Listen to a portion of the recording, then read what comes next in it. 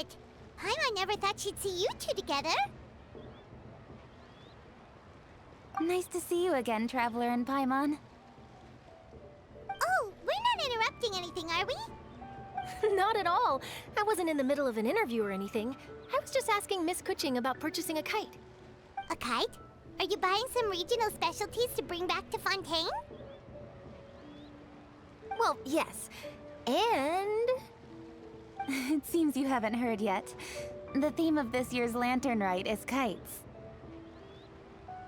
Oh, so that's why Paimon has seen so many floating in the sky. Liyue Harbor is always changing, so it is only fitting that Lantern Rite should change in turn.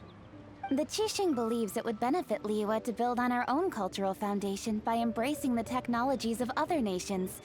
After all, it is said that the stones of another mountain may serve to better polish one's own jade. yeah, remember my business meeting with Tianquan Ningguang the last time I was in Liyue Harbor? That's what it was about. But all I really did was use my network to introduce Lady Ningguang to some interesting people. I'm not sure that quite counts as fostering cooperation.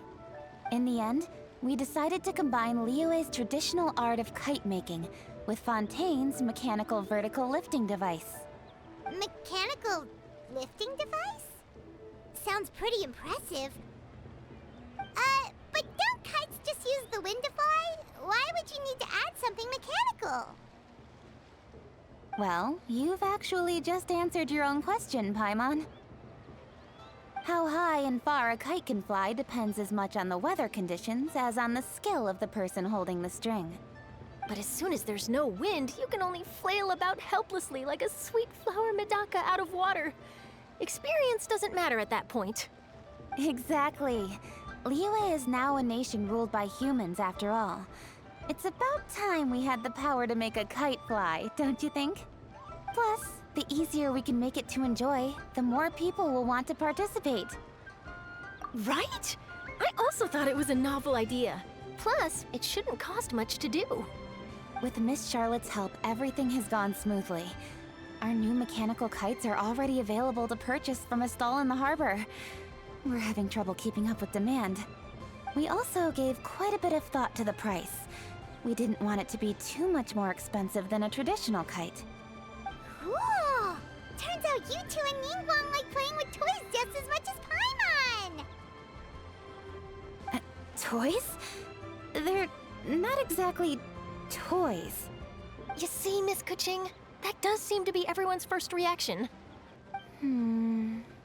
Although kites are one of our most time-honored cultural relics, outside of their use in certain ceremonies, I suppose they're considered playthings more than anything now.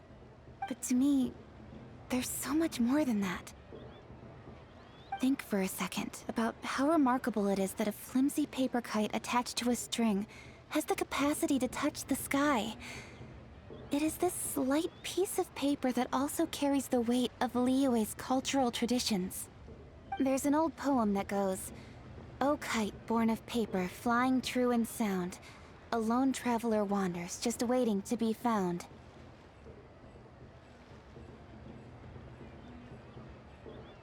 In the past, poets from Liyue used kites to symbolize a feeling of longing, or evoke the peacefulness of idyllic rural scenery. If the people of today can derive enjoyment from this activity, they will not only be more likely to better appreciate the tradition, but also to pass it down to the people of tomorrow. That's the Kuching we know, always thinking 5 steps ahead of anyone else. Well said, Miss Kuching. I've learned quite a bit myself. As long as you're willing to listen, I'm happy to share. I also know quite a lot about the various folk traditions related to kites. For example, whenever a kite blew away, people would say it was the Adepti that summoned the wind to take it away as an offering. That way, you can turn an unfortunate event into an auspicious one. What about something more fun? Do you know anything like that? More fun. Let me think. Oh, I suppose we should first talk about how kites are made. It's another one of our precious forms of traditional craftsmanship. My grandfather told me that, back when he was a boy, children learn the art of kite making step by step from their elders. First, you use the thin strips of bamboo to construct the frame. Then, you draw a design of your choice on a piece of paper, paste it onto the frame, and tie on the string. Then, you look towards the sky and release the kite to soar among the clouds. Some people write down certain names or desires on their kites, cut the string, and let them fly free. Others may place particular thoughts or meaning into the design itself. Are certain designs associated with certain meanings? I'm gonna jot all of this down. Well, for example, kites in the shape of a butterfly typically symbolize freedom, happiness, or the desire to break free. Fascinating. What else can you tell me? The scissor-tailed swallow is the most classic design. It symbolizes good fortune and joyful tidings. Different colors also have small variations in meaning. Are these commonly understood meanings and symbols in Liyue? Kind of like the language of flowers in Fontaine. I believe so. Most have probably heard something about it from their elders at some point. If you're interested, Miss Charlotte, I have several books on the topic that I could lend you. They could be a useful reference. That would be a huge help! Great! Looks like I've got the outline for quite the article on my hands. Perfect! We're gonna take a look around. Then I'll show Miss Charlotte to my home for a little while. I almost forgot. The Ministry of Civil Affairs is hosting a kite flying contest on the night of Lantern Rite. If you're interested, you're more than welcome to bring a kite and participate. The rules are simple.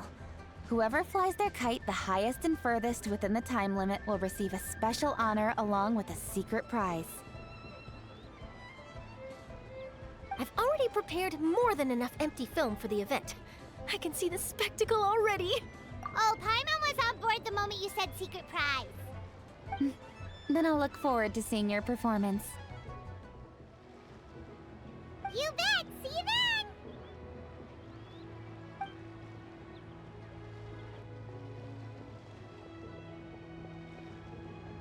Wait, Traveler?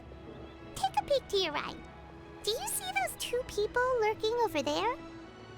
Is it just Paimon, or were they staring at us the whole time we were talking to Kuching and Charlotte just now? They seem fishy. Huh. Well, yes, but something's up. Paimon just has a bad feeling. Do you think they could be treasure hoarders? They always seem to be stirring up trouble during Lantern Rite. Oh, Paimon's sick of waiting around for something bad to happen. We should strike first, you know. Foil their plans before they even begin. You go right, Paimon will go left.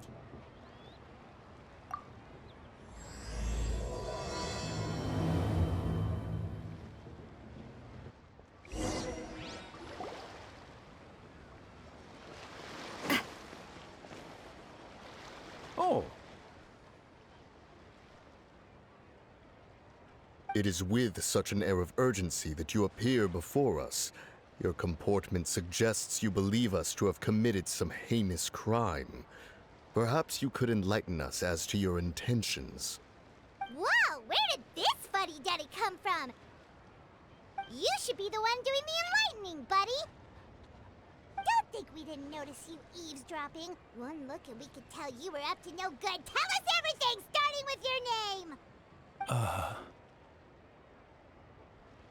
One bears no secrets before two such as yourselves. You stand in the presence of the mighty and illuminated Adeptus, Moon Carver.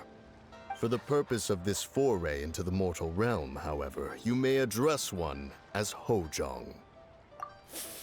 You kidding?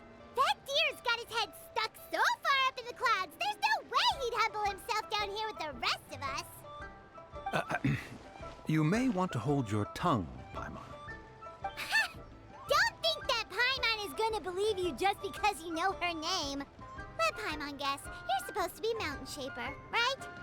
Indeed. Mooncarver and myself have descended upon the mortal realm for a visit. The two of you may call me Jiahu. Huh. Looks like you did your research. But in our experience, the harder try to lead us on, the more likely it is that we've got a big fish on our hands. We'll go straight to the Millilith and have you arrested for impersonating a Adepti! Preposterous! Utterly preposterous! Right! Tell us something that only an Adeptus would know. And it better not be some common knowledge that any person on the street could tell you. You may recall that in order to preserve the tranquility of one's mountain, one planted karst crawlers around Mount Hulao. In fact, the seeds are one of Streetward Rambler's cultivars. Among all the Adepti, her horticultural skill is preeminent. The plant neither wilts nor withers, and its practical use is undeniable. Yet it does require quite the upkeep. After a while, one tires of the effort. Thus, one had no choice but to foray into town to inquire from Streetward Rambler a gentler and more easily managed variety. On your way, you were accosted by a group of youths, and without revealing your true form, were unable to extricate yourself of their presence. If one's memory serves, Streetward Rambler had to personally come to your rescue. How did you come into possession of such knowledge? The young lass, Yao Yao, keeps no secrets from Cloud Retainer. Alas, one can only let bygones be bygones. That might have been more detail than we needed. Seems like you two are the real deal, and Paimon sorry for suspecting you. But, for beings as forgiving as yourselves, this is just water under the bridge, right? You indeed have an agile mind. Cloud Retainer was not mistaken in her high estimation of you. Paimon's still curious about something. It's just... Paimon can understand why Mountain Shaper is here, but why did you decide to come to the city, Mooncarver? It's not really your thing, is it? It is but an inevitable eventuality. Long have the mountains remained strangely idle since Cloud Retainer's move to Liyue Harbor. With Lantern Rite near at hand, one would expect Cloud Retainer to provide us with an account of the festivities in advance. Yet to this day, she has failed to appear. Cloud Retainer is hardly the forgetful sort. One must never rest idle in the face of that which demands action. And since our acquaintances dwell in Liyue Harbor, we had to travel here in human form to avail ourselves of their aid, Cloud Retainers in this case. But a moment ago, one heard you speak of a mechanical kite of sorts. It appears the essence of the situation has hitherto revealed itself. Now it is time for one to retire back to one's abode. Huh. So, you're not looking for Cloud Retainer anymore? Perhaps there are aspects of Cloud Retainer's temperament that remain opaque to young Paimon. Given one's understanding, one can only imagine the anger that now consumes her. Cloud Retainer is of a proud and arrogant disposition. She holds the belief that her skill in mechanics surpasses that of all others. One can be quite certain it is hardly with an open mind that she regards the arrival of this new technology. One surmises that she has shut herself away, refused all company, and buried herself in the study of her own creations. To call on her would only invite her rebuke. However, if you do happen to cross paths with her over the next few days, do pass along one's regards. Sure, leave it to us. Have a safe trip back, enjoy the scenery, and happy Lantern Rite! Thank you for your kind words. We shall now depart. We got all worked up for nothing, huh? All that trouble and it turned out to be people we knew all along! Well, it's still pretty early. Let's head over and check out the kite stalls. Paimon wants to see what kinds of kites we can buy to use in the competition. The bigger and prettier, the better!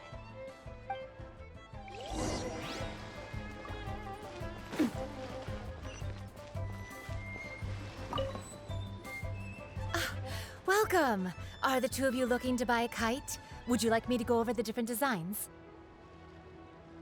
Ooh! A scissor-tail swallow! And a butterfly! And... oh! This jade chamber design is our newest. It's been selling like crazy over the past 2 days. Does it also have a unique meaning? Of course. The jade chamber symbolizes wealth and abundance. The kite bearing its design is said to bring riches in the future to those who fly it. Oh, now that's Paimon's kind of kite. I apologize for the interruption, but are all your wares in order, Miss Genuine? Yes, they're just over there. The paper, bamboo, and dyes. All the necessary kite-making materials. Wonderful. I'll pack them up and get a guard to deliver the goods to Yilong Wharf for you. Yilong Wharf? Oh, wonder what that place is like during Lantern Rite. Paimon would love to go take a look. Well, if the two of you are interested in going to Yilong Wharf, then could I trouble you to find Gaming and deliver these goods together? Is Gaming the guard you just mentioned? Well, yes. The communications office handles shipments and transports around Liyue. He works for the Secure Transport Agency, one of our sub-organizations. The problem is, many of my colleagues have taken leave during Lantern Rite to spend time with their families. So, our available workforce has seen a dramatic decrease recently. If you were willing to help out, then I could get a head start on my next appointment. You do seem really pressed for time. Oh, wonderful! You will, of course, be compensated for your efforts. Now, at this time of day, Gaming should be somewhere in the vicinity. Just follow the main road until you see the head of a Wushu dance costume. Should be on your right. Be sure to come back if you'd like to buy a kite. I'll even give you a discount.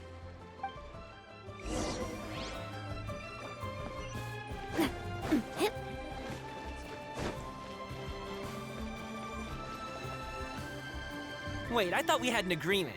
Loser buys dim sum tomorrow? Look at you. Scowl like that for much longer and your face might stay that way. Hey now, don't be upset. How about this? You extend the invitation, and I'll pay. No way, Gaming. You're always the one picking up the tab.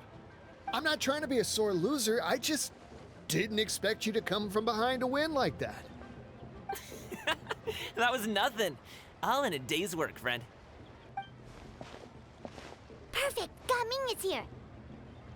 Sorry to interrupt, Gaming. We just spoke to a guy from the communications office who needs you to deliver some goods to Yilong Wharf. Oh, it must have been Longzhou. Looks like I've got work. Gotta go. Sure, go do your thing. Let's have a rematch when you get back. I won't let you win so easily next time.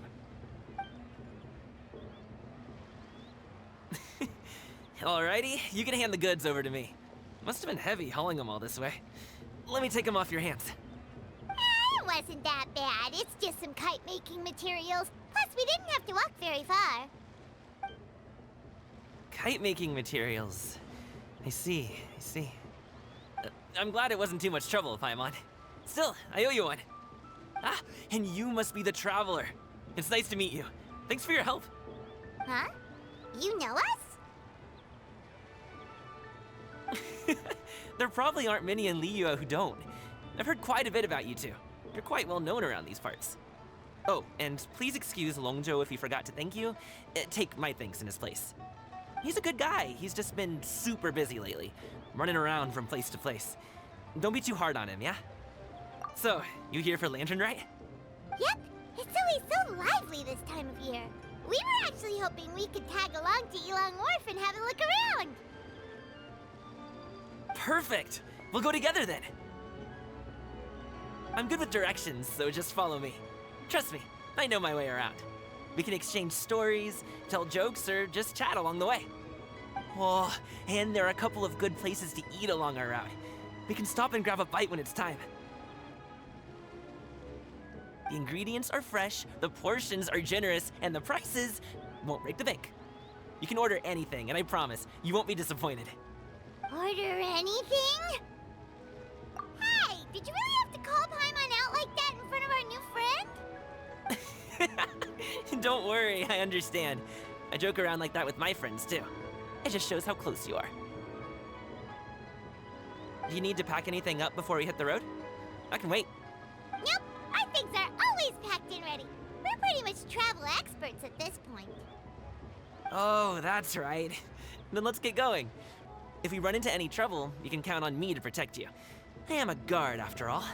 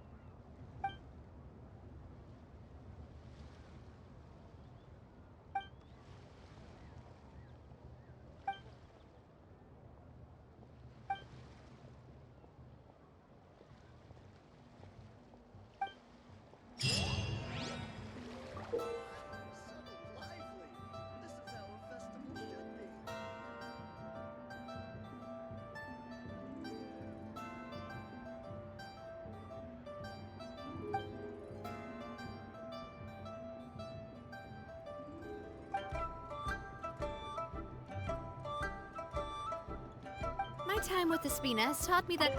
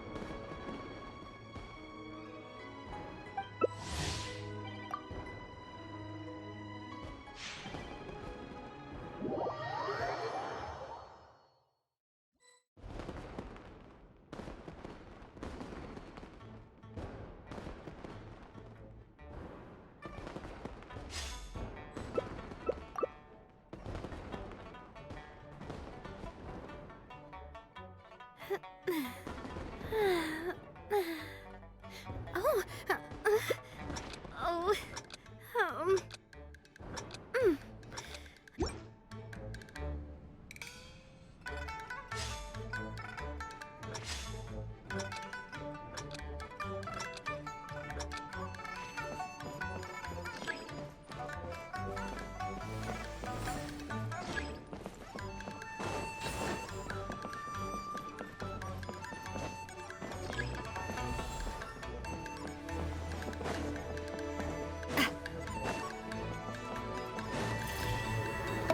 Ow! I'm fine.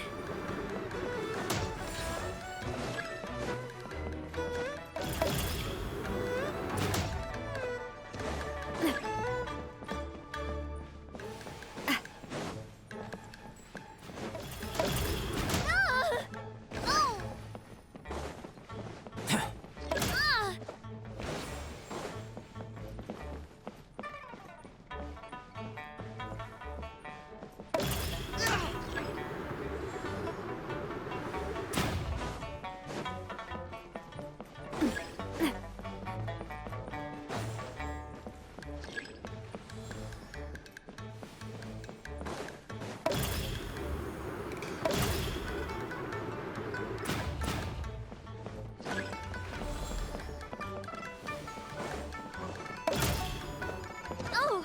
Far enough. Oh!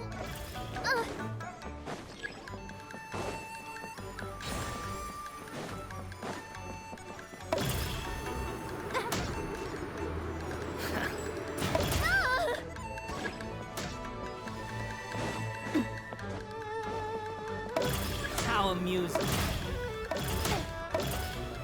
What's your problem? Where'd that come from?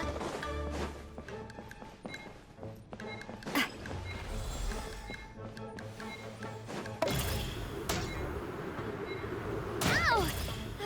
I'm fine.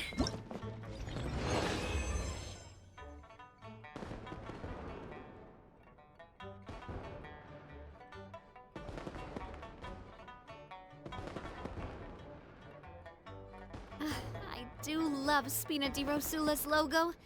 It was designed by my mother. Have you noticed how it's shaped like a heart?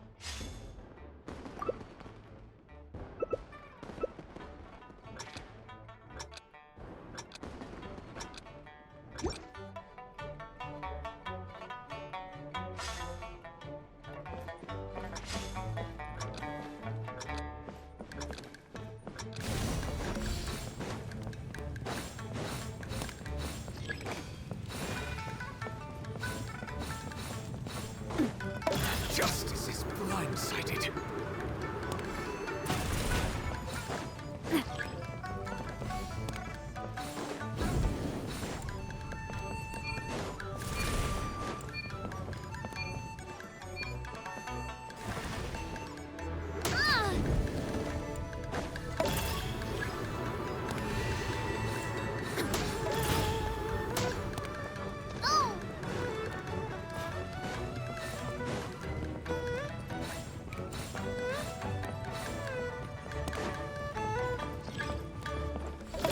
Where'd that come from?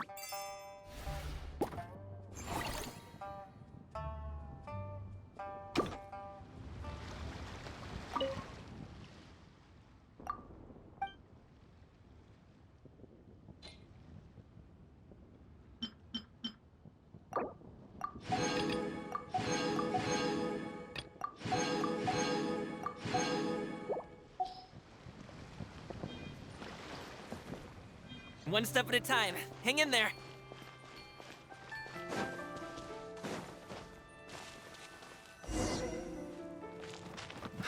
Wait! Get behind me. I'll handle this. Right. Stabilize. Shower me with praise! Hey there!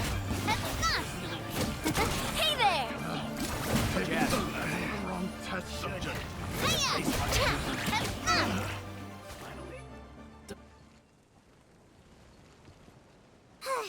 Seems like we really can't go anywhere without running into treasure hoarders, can we? Yeah, it's not uncommon for deliveries to get intercepted. That's why this job needs guards like us. Paimon was impressed by your moves back there. You seem like a real pro at your job. Oh, that's not a skill I learned on the job. It's just a hobby. Have you ever heard of wushu dancing? Really? Wushu dancing is famous in Chunyu Vale.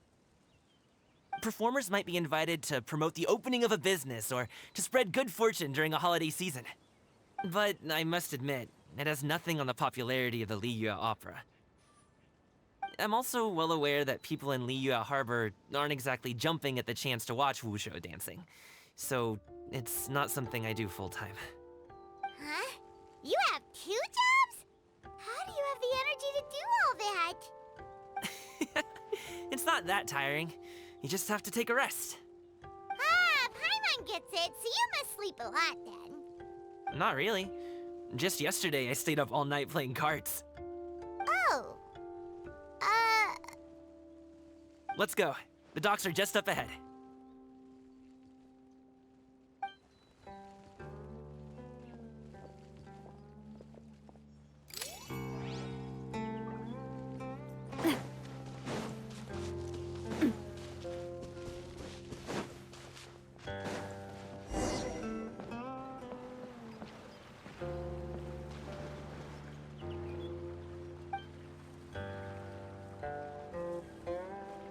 Finally, we can rest.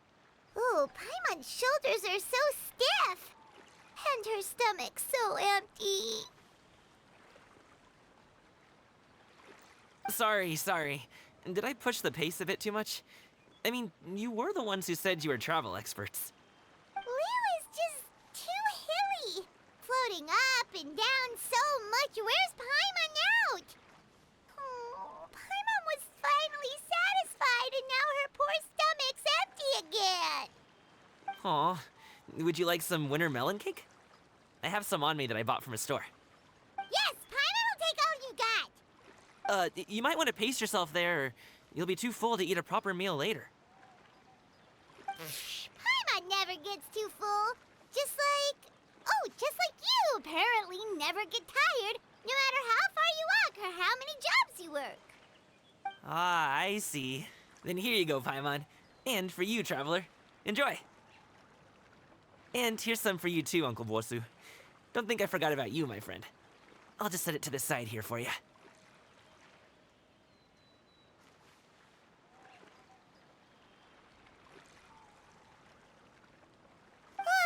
That hit the spot. Paimon thought she was going to starve to death for a minute there. That close of a call, huh? I've been eating winter melon cake ever since I was a kid. You can buy them from all sorts of places, whether it's a small vendor on the side of the road or a big restaurant in the city. But each place produces cakes with a slightly different flavor. If you like these ones, I can give you the address of the shop I bought them from. I'll just have to check when we get back.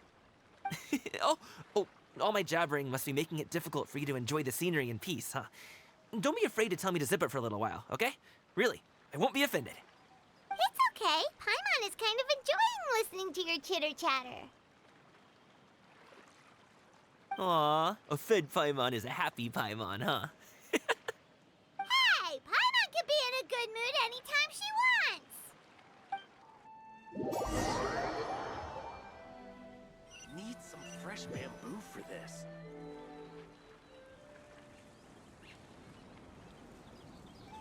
Woohoo! We're here! Don't forget your things, and watch your step as you get off the raft, or you're in for a swim. Thanks for the ride, Uncle Bosu. You take care of yourself now. I'll see you some other time. Okay, follow me. This way is fastest.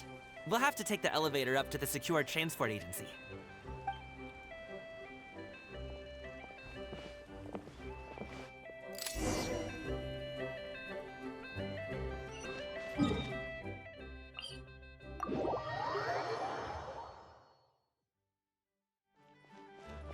Hey!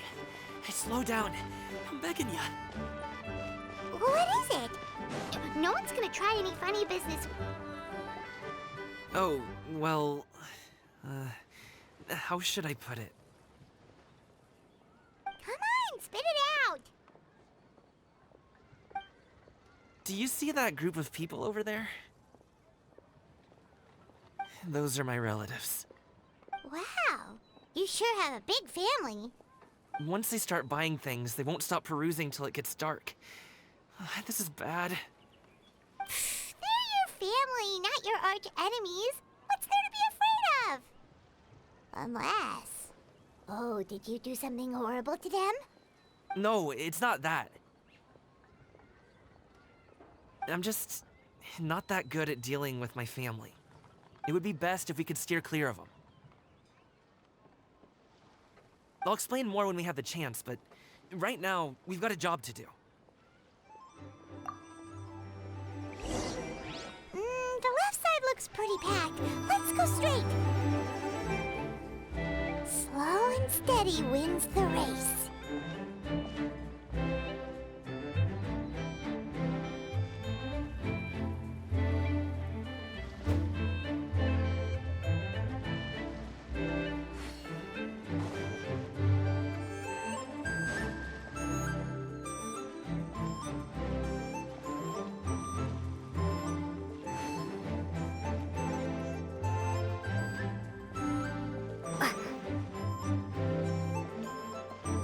Let's wait here for a second. Maybe my aunt will leave.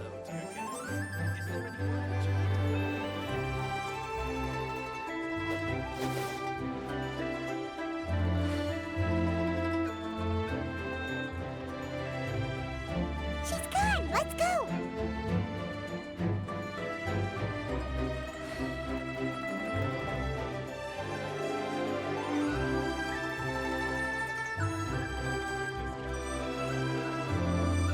Turn left. Run! To the right and... Wow, you guys are good. I'm impressed. That was nothing. It was a piece of cake. Oh, winter melon cake to be exact. You really liked it, huh? Ooh, you know what? I'll buy you a whole bunch and pile them so high you could swim in them. As long as you don't wind up drowning, Paimon. Hey, Uncle Jirgwe. These are my friends, the Traveler and Paimon. They came to deliver some goods with me. So, I guess I'll go ahead and take these over to Uncle Yongzan then? Yes, thanks for your hard work. I should thank you both for your trouble as well. Please take a seat and rest for a bit. I'll prepare some tea. No need. We'll be off soon anyway. Hey, we're already here, aren't we? No harm in taking a load off for a bit. Plus, I know the Secure Transport Agency has some great Songhua tea stashed around here somewhere. I promise you, one sip and you'll be hooked. Anyway, you just sit down and relax, Uncle Jirgwe. Who would I be if I just sat here and let you go through all this trouble? Leave this to me. I have to be up and about to drop these goods off anyway. What's a little extra time on my feet? Oh, you aren't too picky, right, Traveler? I know Paimon prefers things on the sweeter side, so I won't steep the tea too long. And I'll add some dim sum pastries on the side. Aw, you noticed what Paimon likes? How long have you two known Gaming? Oh, not long at all. We just kind of tagged along on his trip to Yulong Wharf. He's just a super welcoming guy. We became friends, you know, just like that. That's just how he is. He's the attentive sort, really knows how to look after his own. A while ago, one of our guards had to take off work, said his joints were hurting due to the rain. Gaming personally went all the way to Boo Boo Pharmacy to get some medicine for him from Dr. Baiju, then traveled through the night to deliver it back to him. That young man has such a good head on his shoulders. How can anyone not love him? I mean, there is his dad, but, well, ask anyone else, and... Uncle Yongsan says he doesn't have the personnel to spare for this delivery right now. So what do you think, Uncle Jirgui? Should I go ahead and deliver it instead? It feels like we've troubled you enough already. It's kite-making materials, though. Could be for a kid. I'm sure the sender wants it delivered before Lantern Rite. Oh, by the way, here, have some tea. All right, then. Deliver it if you want to. Ooh, are you free in 2 days? How about we grab some dim sum from Shinya Kiosk? My treat, and don't even think about trying to pay. Whoa, that's way too generous of you. Don't mention it. Just think of this as a thank you for all your help. Besides, the thing between me and my family, it's a long story. It might take some time to tell. Sounds good. Paimon never says no to free food. All right, then I'm off. See you in 2 days. Oh, and Paimon, make sure not to eat too much before then. Don't say I didn't warn you. Is he underestimating Paimon? She's just gonna have to show him how much she can really eat. Anyway, is Gaming's family situation really that complicated? He has such a happy-go-lucky personality. Plus, he's an enthusiastic and diligent worker. It's hard to imagine a guy like that being troubled by much. How should I put it? Since he already plans to tell you himself, you don't need an old man like me to add my 2 cents. You seem to be around the same age, so you might have a lot in common. Perhaps you could help him talk things through. Consider it a favor to me. If you have the time, maybe you can make a little flag for us to wave about. It can say, "We provide aid in spades." Couldn't hurt to advertise our services, right? Well, I can certainly arrange that. Is there anything else you wanted to say? Wait, seriously? Paimon was just joking, but if you're going to get us something, she'd much rather have winter melon cake instead. Seems like Gaming really has rubbed off on you. Would you like some more tea? I think there's some left. No thanks. We came all this way and still haven't gotten a chance to look around the wharf. We should see the kinds of kites they got. Maybe they'll have ones you can't find in Liyue Harbor. All right, then. Please do let me know if you'd like more tea. You're welcome to stay as long as you like.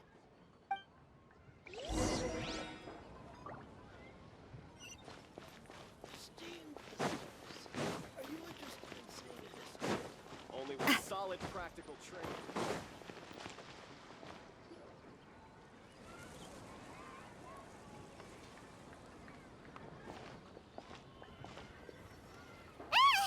What are you doing here?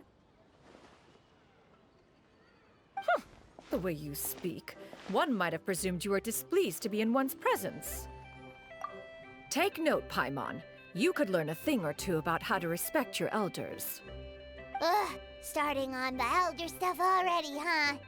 Shouldn't you be back in your cave tinkering away at some kite-related thingamabob or something? What brings you out here? And what's with that huge box next to you? Ah! Paimon gets it. You're here to do some shopping, aren't you? And what of it? The Qixing's decision to integrate Fontanian technology into said kite-flying competition is of no consequence to oneself. Did you expect one to willfully compete against the whimsical trends of worldly sentiment, or perhaps even fall to petty sulking over such? It's not that we think those things exactly. That's just what Mountain Shaper and Mooncarver told us, or Tia something and Ho. Paimon can't be bothered to remember what their aliases were called. Anyway, they went to Liyue Harbor to look for you. They even asked us to pass along their regards if we ran into you. Oh, huh. Tianyin?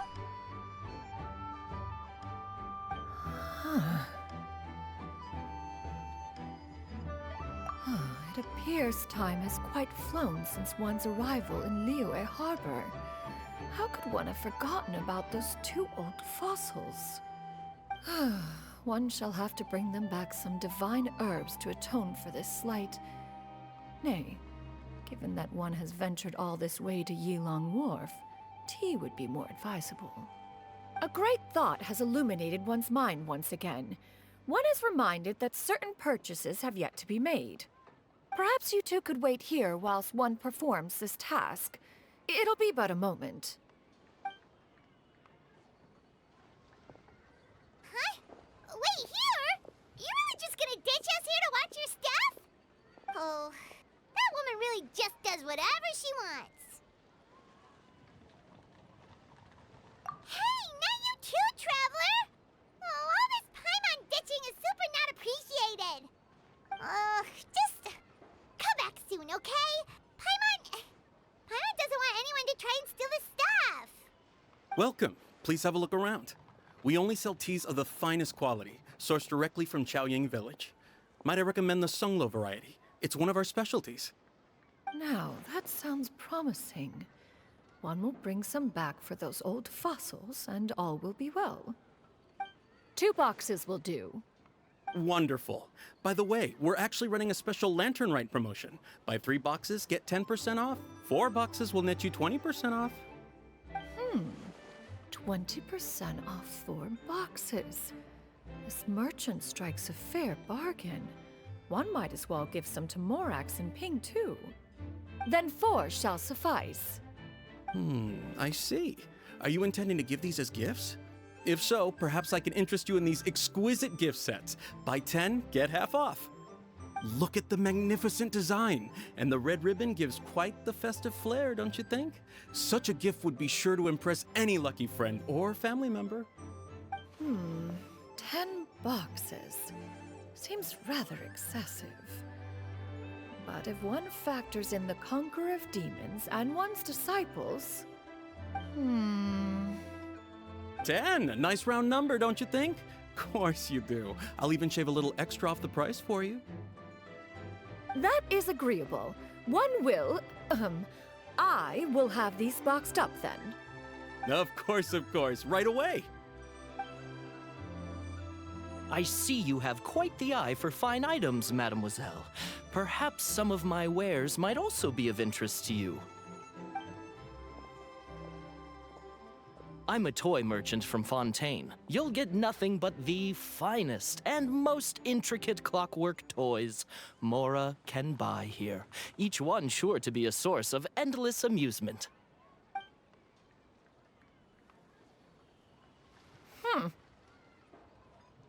Perhaps you could enlighten me then. When should said amusement be derived? Well, that is, of course, best understood by playing with them yourself. If you could wait just a moment, I can bring one out and give you a demonstration.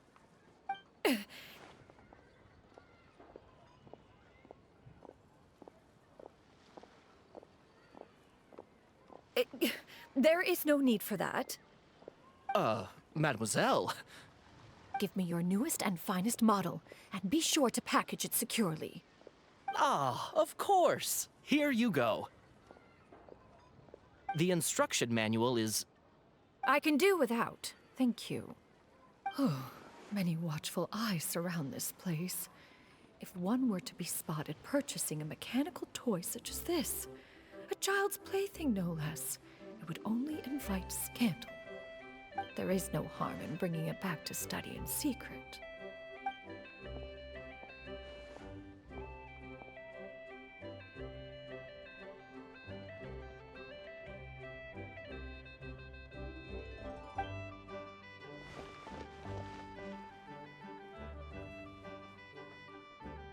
Oh, Shenyan, did your shopping go smoothly? Naturally. One may not delight in social interactions, but that does not mean one lacks said faculties.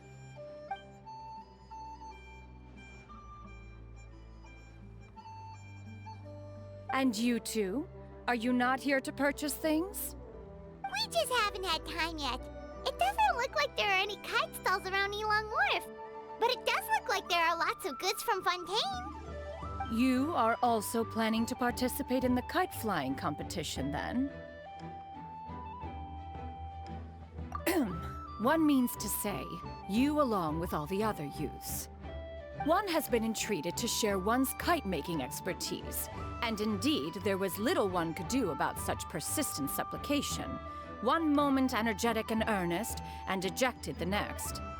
One had no choice but to acquiesce to these requests, and thus, one will be organizing a kite-making workshop to provide personal instruction in this art form. Oh, who will be participating then? Shuyu, Shenhe, Ganyu, and Yayo. Wow, that's quite a few people. Also, this is all pretty well, Xinyun, but it's not like you have to make your own kite to participate in the competition. You can just buy one ready-made and call it a day. Ha! You speak of those equipped with the mechanical lifting device, do you not? 'Tis nothing but a crude piece of mortal machinery. The mechanism that one has developed was the fruit of millennia of meticulous study. Let us not speak of the source of the mechanism's power, but rather its structure.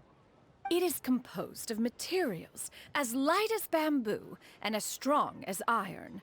This composition grants it the lightness of weight to ascend into the sky and the durability to follow the wind for many a mile. It is built with a series of intersecting rods that...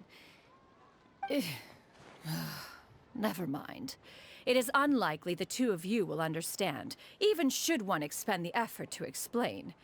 One is better off saving one's breath. It sure seems like you want to talk about it, though. So, will you be attending the workshop or not? Huh? Wait, you've been trying to invite us this entire time? All right then. No need to prepare the materials in any case. One has it all sorted.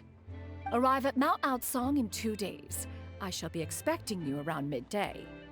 Are you leaving? Don't you want a guide to help you with that big box of yours? Surely you jest. One goes as one pleases. For what reason would one need to rely on another?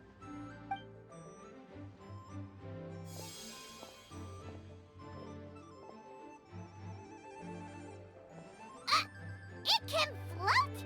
What kind of invention is that? One calls it the floating toting device. Huh.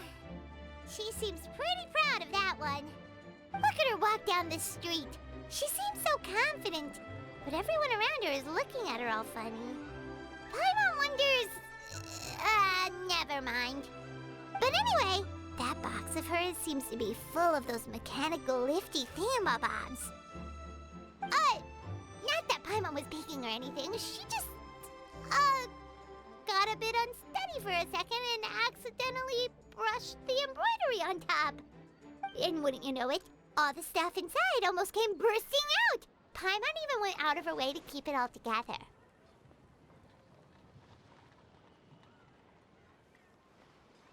All Paimon say is that Shenyun sure does try hard to save face. What did she call it again? A crude piece of mortal machinery? Paimon bets she just can't wait to take it apart and see how it's made. Totally. We should probably act like we didn't see anything, though. You know, in consideration of her feelings and all.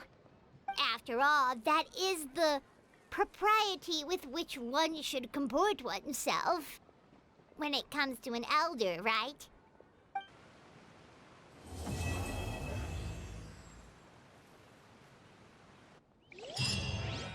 Great discounts on loads of goods. Oh, you're here early. I just ordered. The food should be out in a second. Sit down, sit down.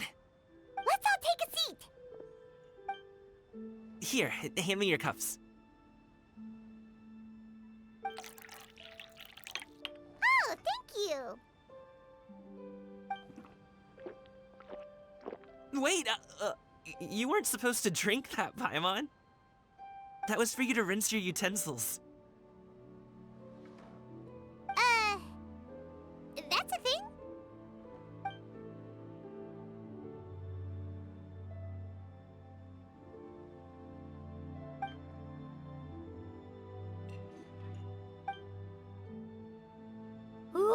Oh, so much delicious food. Do you really eat all this just for breakfast? That's just how we do it where I'm from. Most of the time, though, I don't eat lunch after dim sum. Oh, that's good to hear. Paimon doesn't need to worry about holding back then. Eat, eat. If it's not enough, we can always order more. Oh, and there's tong soy coming as well. I don't usually have that in the morning, but, well, since everyone's here, I just had to order it. What about you, Traveler? Is the food to your liking? Want some more seafood congee? Let me refill your bowl. Paimon's gonna take you up on that. Fill it up nice and full and make sure she gets a few extra shrimp. Thanks!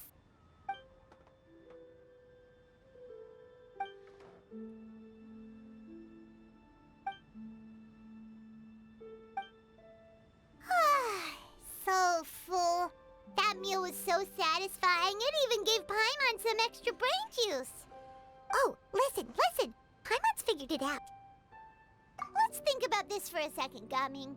You invited us to this awesome restaurant and ordered a whole table full of expensive dim sum just for the three of us. Well, you must be hiding the fact that you're some young master from a rich family. That would explain why you try to keep your friends and family away from each other. Are you confusing me with Xingqiu?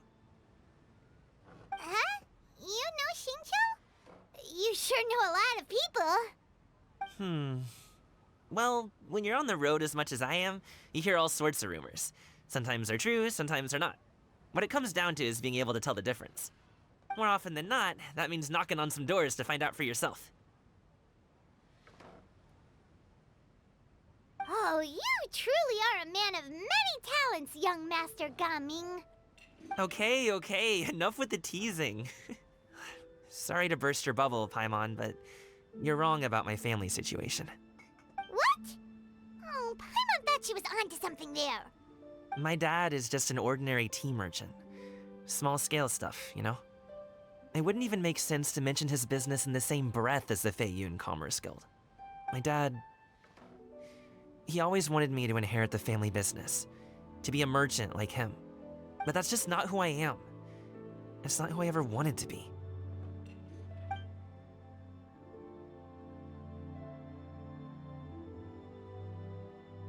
Have you ever talked to him about it? You know, about your interests and aspirations and stuff.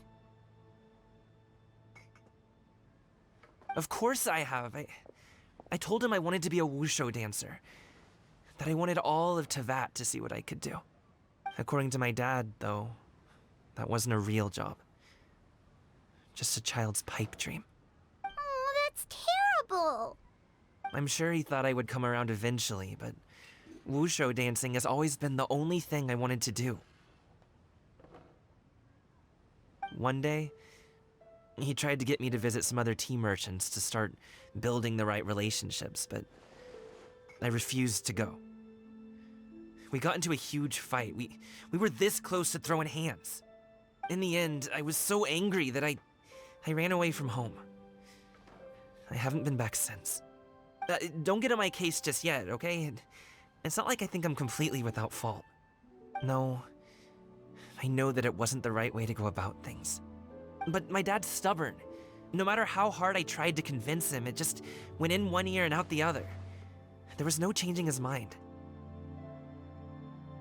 I knew talking would only get me so far, but if I made it big in Liyue Harbor, the results could speak for themselves. Gaming. But I'm sure you both already know how that's going. Wushu dancing's just not that big in Liyue Harbor. In the past, I would go door to door from store to store, asking if they would be interested in hiring a performer. Most times, I wound up eating nothing but humble pie. And you can't just rely on dreams to put food on the table, right? So, I found a job as a guard to make some money. And now I have enough to get by and then some. Still, change takes time. Gotta take it slow, you know?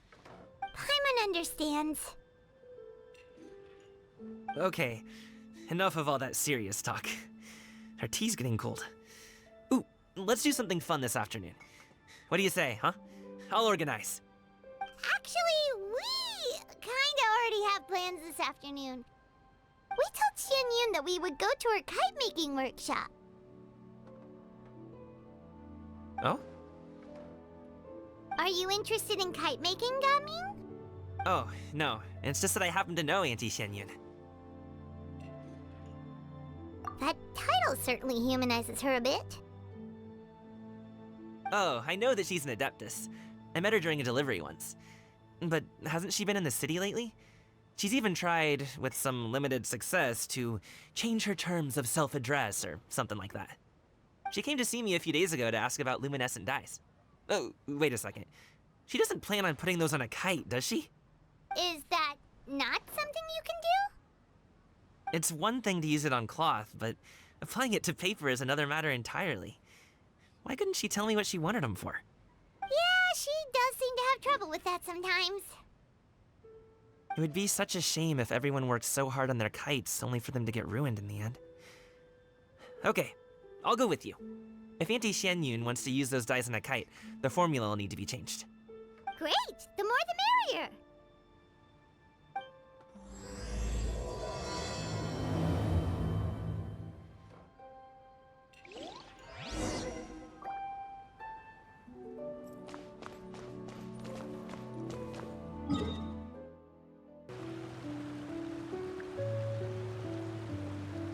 Ganyu! Ganyu! Come on, wake up! Some friends have arrived! Hello, friends.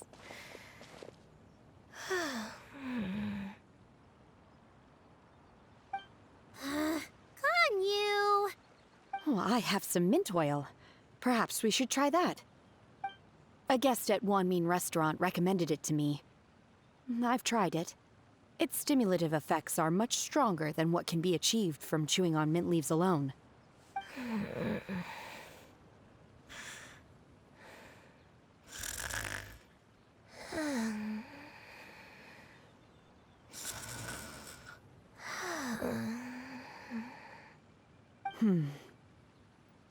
Apologies in advance.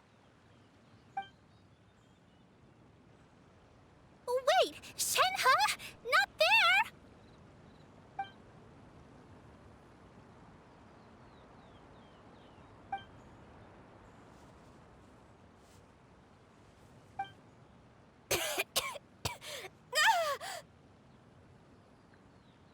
See? It worked. She's awake. Are you okay, Ganyu? Do you need some water? Or maybe something to eat? I'm fine. I just feel chilly all over. Huh. Was it that effective? Chilly, huh? Master always says a cool head leads to a calm heart. So, does this mean that heat's what we need to help you, Ganyu? Paimon doesn't think that's what the expression means exactly. I feel a bit better now. Was I asleep? Must have been around the time I usually take my midday nap. Did you not sleep last night? That does seem to happen to you often. Perhaps you should come work at Wanmin Restaurant with me. We get off at 10 on the dot every night without fail. I could never. I'm sorry. I seem to have missed your name. You are... Me? My name is Gaming. I work as a guard for the Secure Transport Agency. Gaming. The name sounds familiar. I believe I've heard your name mentioned around the Ministry of Civil Affairs. People tell me you're an extremely enthusiastic worker, and you are very generous with your help. Well, you know me. Or, I guess you don't. My name is Ganyu. This is Shenhe, and this is Yao Yao. It's an honor to finally meet you all.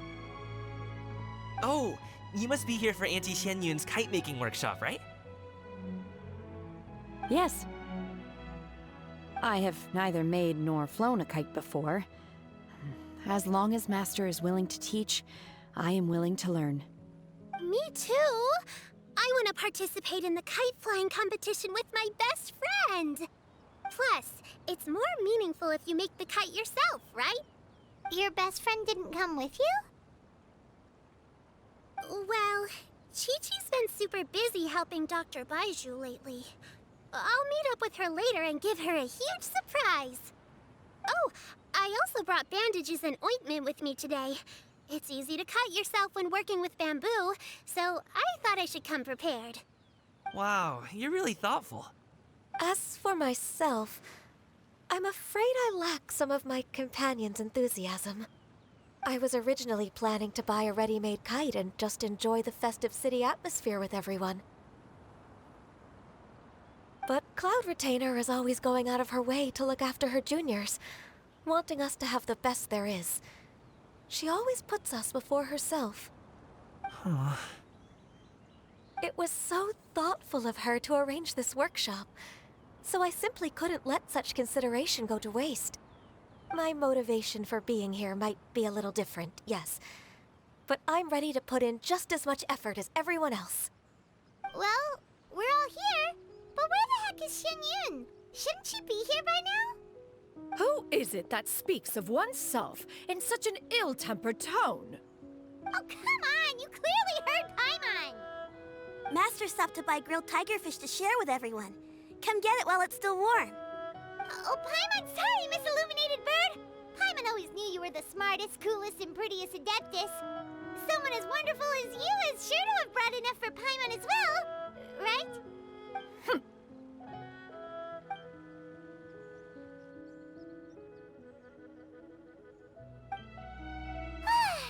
So delicious. Paimon's life is complete. It appears that we've ended up with quite a few participants indeed. Go ahead and divide yourselves into small groups. The materials are over here.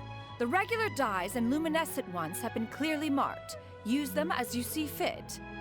As for how to make the kite, one assumes you all made sure to listen to the instructions one provided while we were eating. Yes? Are there any questions? Paimon may have focused a little too hard on the eating and less on the listening. Paimon knew she could count on you, Traveler. One will wait under this tree and avail oneself of the cool air while one digests. Do not hesitate to seek one's company if you have any trouble, questions, or simply want to chat. We're not in any hurry to get started. Why don't we go see what the others are up to?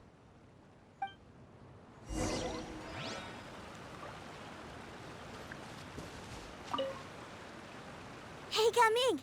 Want to team up? Huh? I have to participate? I thought I'd be done for the day after adjusting the dye formula. You're that unenthused by kite making, huh? That doesn't seem like you. No, it's not that. It's just... it would take too long to explain. I guess I'll just make one then. What shape should we go with? How about a butterfly?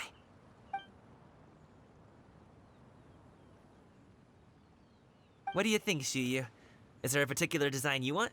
I want a swanee! That might be a little hard to pull off. True, but I still want to try. They're super cute. Okay, it's decided then.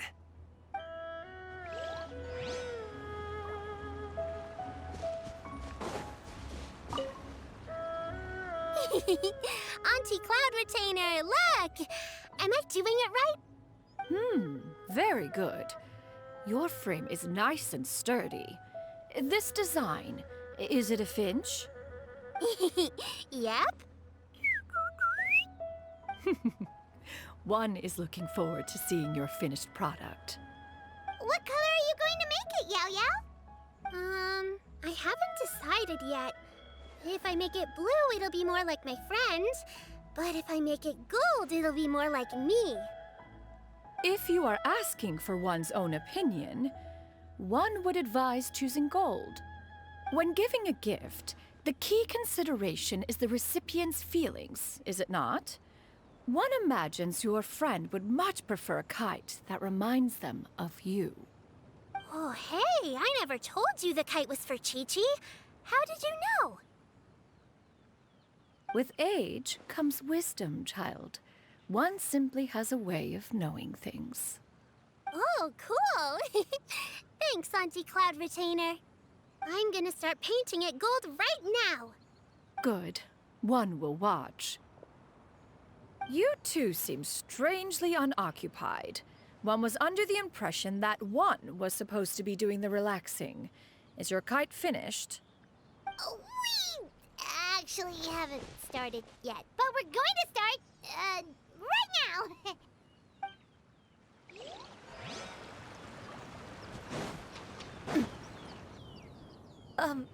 Shenhe, it would be great if you could refrain from putting things on my horns from now on. They're really quite sensitive. I see.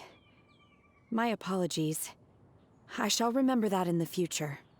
Thank you. No harm done. Good. Could I touch them just once more, though? No oil or anything this time. I've just always wondered what Miss Ganyu's horns feel like. Huh? Please, I told you. Just call me Ganyu. Well, all right. Just be gentle. Firm to the touch with no discernible temperature. Oh, not unlike certain medicinal plants I've eaten before. Still, Ganyu appears to be shaking like a cat whose whiskers have just been touched. I should stop. I see. Then I'll apply the oil to your forehead next time. Oh, no need. I'll just refrain from taking afternoon naps outdoors.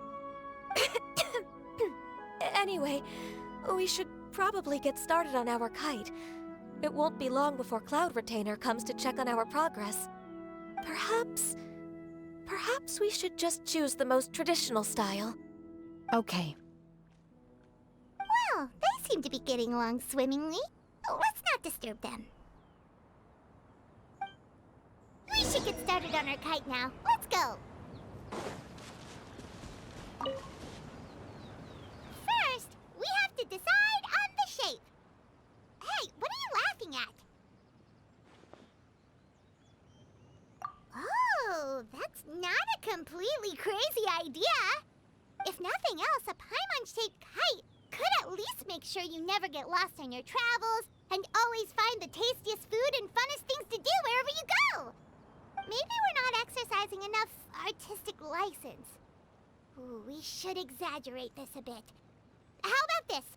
The word Paimon means the guardian angel of travelers.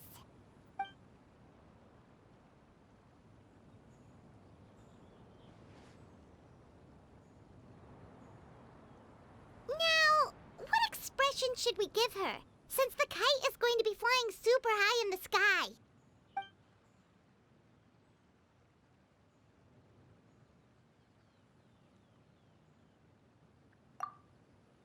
Oh, Paimon totally didn't do anything wrong.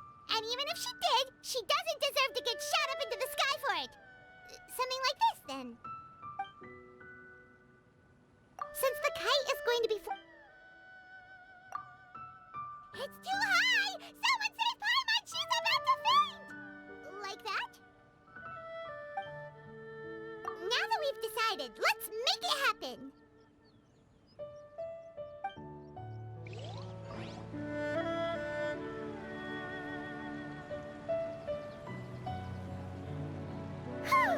It's done! Paimon has to say, Kai Paimon might even rival real Paimon in terms of cuteness. Now we just have to attach the string, right? All right, gather around, everyone. Oh, Shenyun's calling us!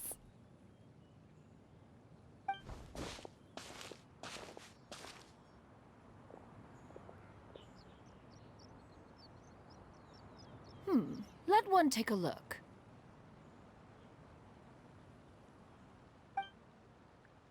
Wow! Ganyu and Shenhe made a scissor-tailed swallow. It's so pretty. Yep. The coloring makes it look a lot like Master.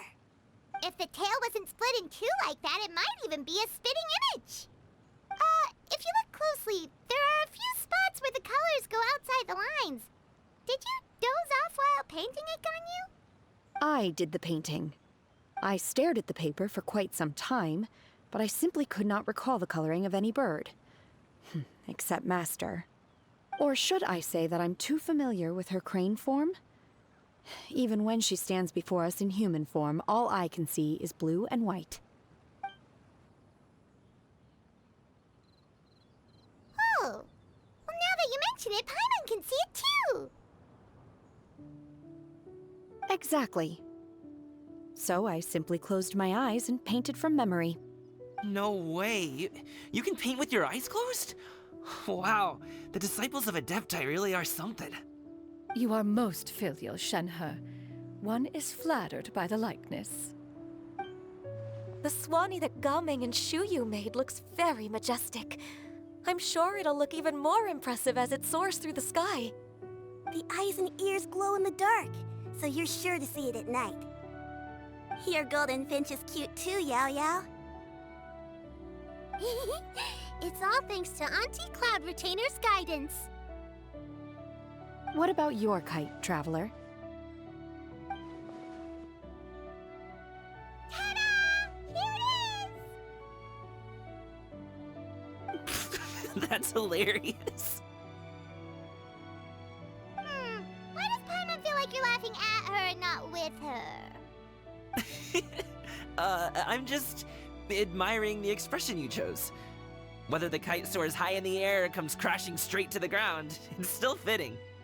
That's quite the impressive feat, actually. Is that the Jade Chamber? Oh?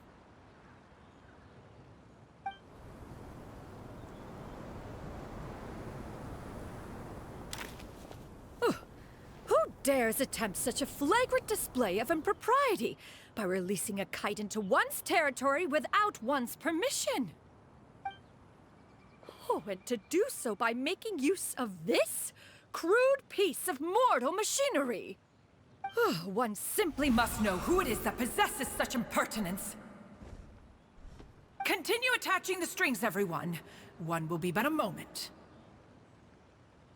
Cloud Retainer! Traveler, Paimon, could I trouble you to go after Cloud Retainer? Master's going to be okay, right? I'm more worried about the person who released the kite. There's wind up ahead! Looks like we can glide over!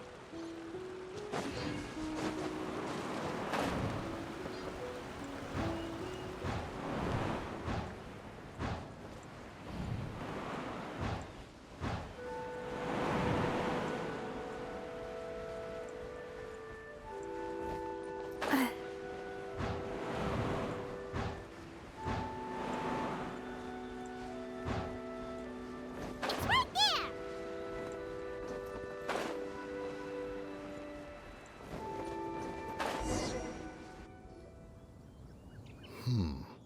This Fontanian device of mechanical motion is quite curious indeed. Now is hardly an opportune time for your musings. Someone among us was not sufficiently attentive, and now the kite has vanished. Calm yourself. Do you have any recollection of its last location? One believes it drifted in the direction of Mount Outsong. Perhaps it is mere happenstance, but one feels a certain sense of dread at the thought.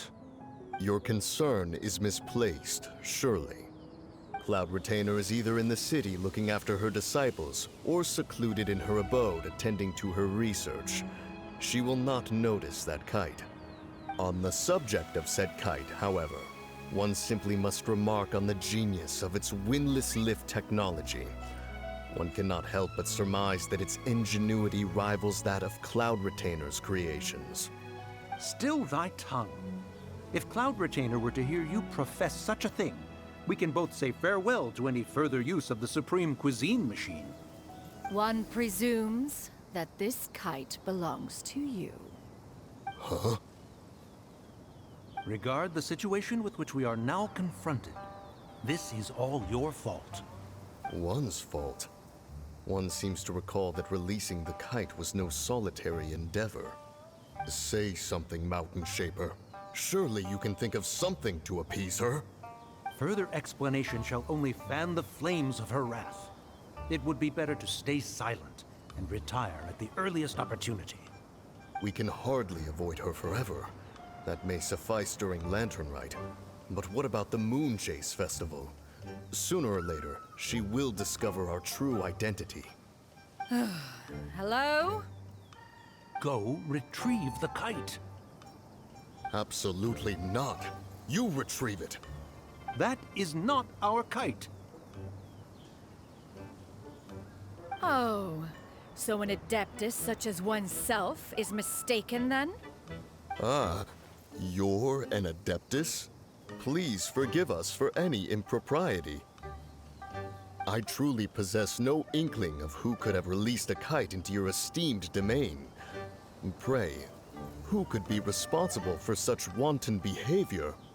Verily, verily, we were but delighting in the surrounding scenery. This locale is home to such exquisite... mint! Well, and if that's all, then we'll just be on our way. We finally caught up. You sure do fly fast in your illuminated bird form, Xinyan. Mooncarver? Mountain Sheeper? What are you doing here? You! Okay, now Paimon's getting a weird vibe. Did she say something wrong? It is of no consequence. Long has one seen through their disguises. One was simply curious as to how long they would keep up the act. Then you are not angry?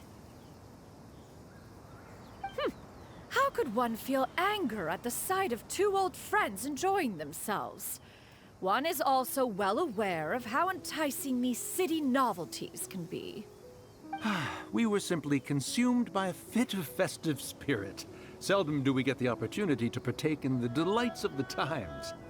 However, we are far from being as adept as you in matters that require a deftness of hand. No worthy kite could be born of our own making. Thus, we could only take the convenient route, so to speak. Your prowess in mechanics is unparalleled, Cloud Retainer. You wield the wind and waves themselves. Your singular talent stands unmatched across the land. Of this, we are well aware. One has guests to attend to. We will have to convene again some other time.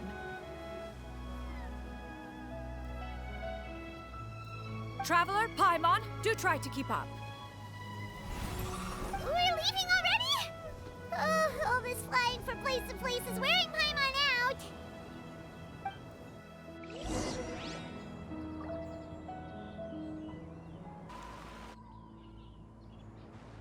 They're back.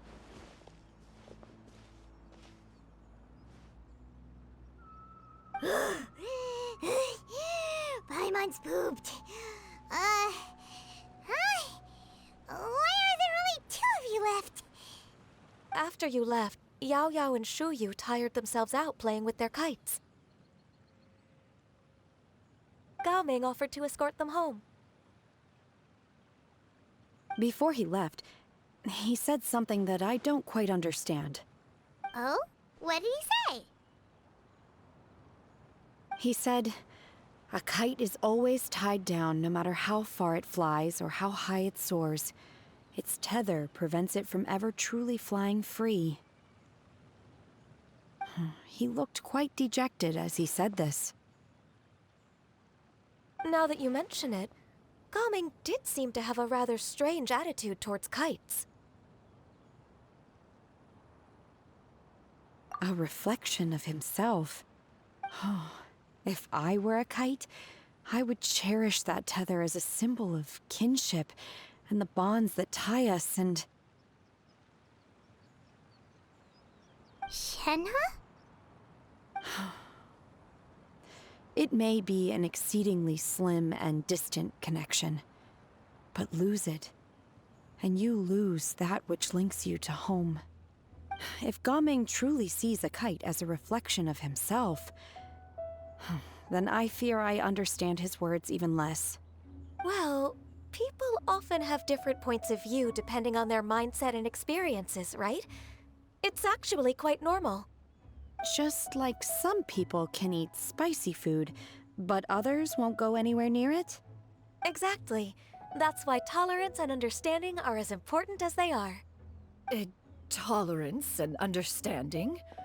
What brought about this conversation? Did one miss something? We were just chatting. You don't have to butt in on every little thing, you know. Where were you anyway? One was merely doing a bit of cooking. Night fast approaches. If you are otherwise unoccupied, one would entreat you to stay and eat before you depart. Oh, it's been so long since I've had the chance to enjoy your cooking, Cloud Retainer. Worry not. One has prepared a variety of meat and vegetable dishes. One is more than familiar with everyone's culinary proclivities.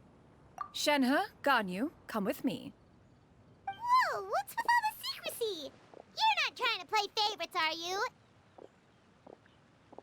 If you're ready to serve the food, we can help too.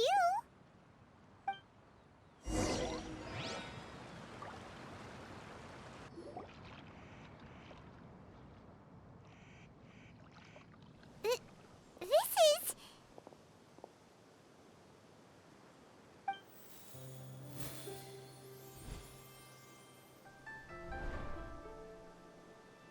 Oh, I can feel the wind brushing against my legs. This is a bit embarrassing.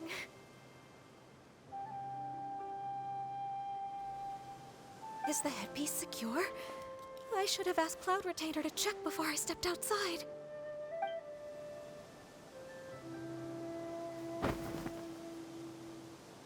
How do we look? Huh? She asked them just like that? You look pretty too, Ganyu! Oh, how should Paimon put it? You both look so elegant and refined! Those outfits really suit you both. Given that one employed the services of the best tailor in all of Liyue, one would expect nothing less. What colors have you been partial to lately, Shenhe and Ganyu? Lately? Why is Cloud Retainer suddenly asking about what colors we like? I like black. One is gratified to see one's disciple has inherited one's own tastes. The color black doesn't get dirty easily. A virtue I've come to value recently. And you, Ganyu? I favor blue and black. And the material is sufficiently comfortable, yes? Yes, very. I simply cannot thank you enough, Cloud Retainer. For this gift. And the kite, too. Thank you, Master. One is content, as long as you are pleased with the gift. One hopes these garments will see much use.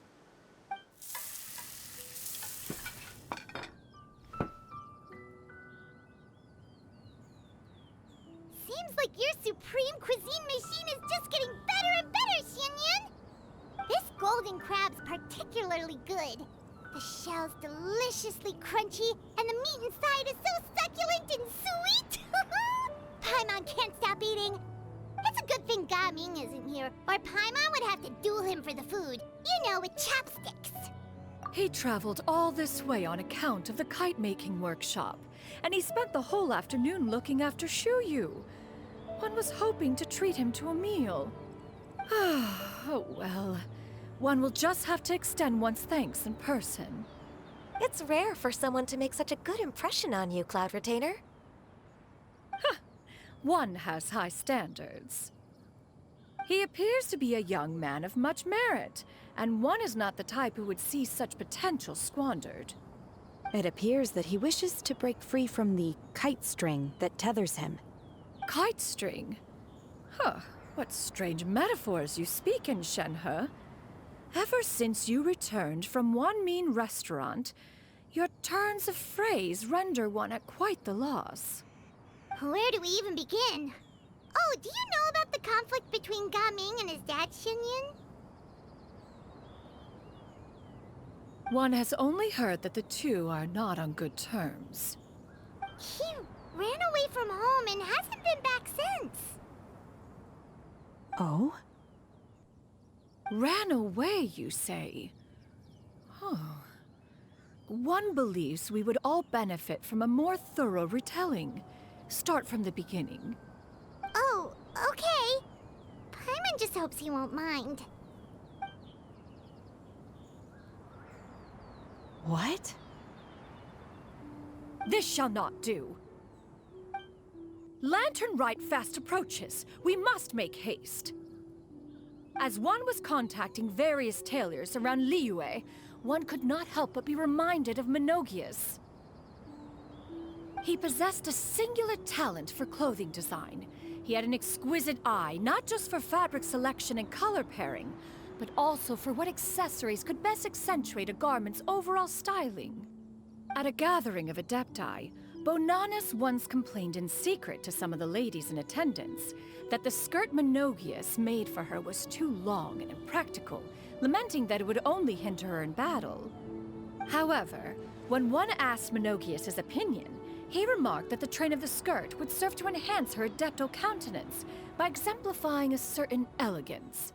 Minogius was that type of person. When it came to topics relating to garments and accessories, not even Rex Lapis could best his stubbornness. And later... one seems to have strayed off topic. One means to say that Lantern Rite should be a day of reunion. It is a time to address problems before they turn into regrets. Fate is fickle. The cruel reality of this world is that suffering and misfortune can befall any of us without design or reason. If there is a chance for young people to remain insulated from this reality, one should do one's utmost to make it so. That's nice and all, but... Do you have any ideas, Cloud Retainer? Perhaps adeptal arts could be of use. No. Mechanics, perhaps. One fails to see its use in a situation such as this. Is there anything I can do to help? Combining our efforts is a fine idea indeed. Aha! One has an idea. How about this? Does that make sense to everyone? Yep. Oh, Paimon really hopes this works. One's designs never fail. Now then, I counsel rest for all, and to make the necessary preparations. One shall see you in 2 days.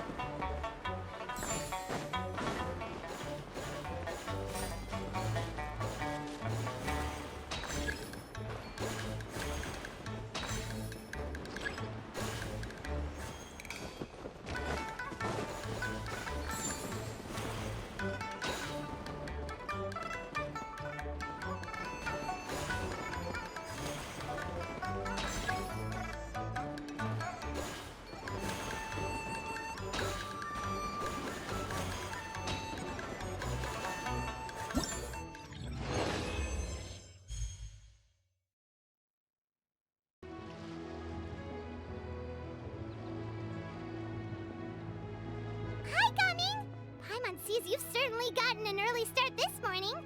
Playing games already, are we? Who won this time? You the one buying dim sum again? Hey, when you put it like that, it makes it sound like I'm always the one losing. Ah, perfect, you're all here. There's an important commission I need your help with. All right, I've got the time. Where are the goods?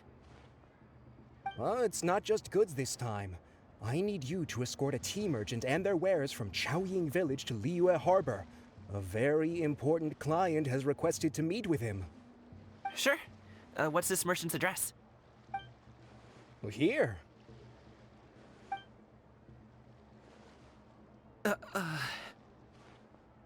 the client's that important, then this must be a very crucial, very pressing commission, right? Of course, the sooner you complete it, the better. I would advise you to depart as soon as possible.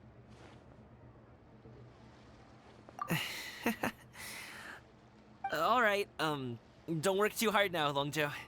We'll set off then.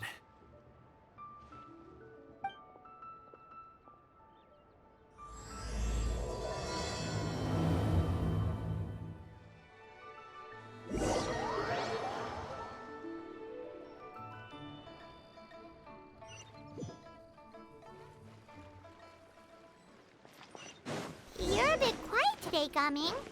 Oh, do you want Paimon to tell a story? We're almost there. I'll take a rain check on that. Hello, you must be the tea merchant heading to Liyue Harbor. We're here to escort you.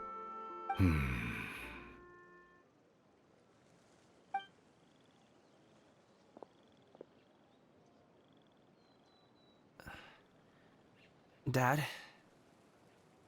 Oh, so you're Gaming's father. It's nice to meet you. Just leave this delivery to him. Trust Paimon, he's got this in the bag. Gaming is super good at what he does. Everyone at the Secure Transport Agency says as much. Even the Ministry of Civil Affairs has nothing but good things to say about him. Seems like you've made some sort of name for yourself at least. The goods are all in order? Yes, they're all here. Then let's get going. A very important client has asked for you by name. You kinda have to come with us. Paimon doesn't know how we would explain ourselves if you just didn't show up.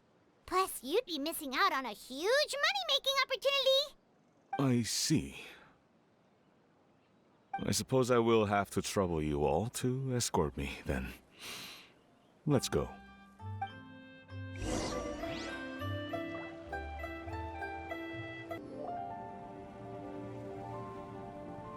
This place looks nice and open. Why don't you all rest here for a second? Huh? What about you? You're not going to join us? I'm not tired. I'll keep watch. Oh, but... Just let him go.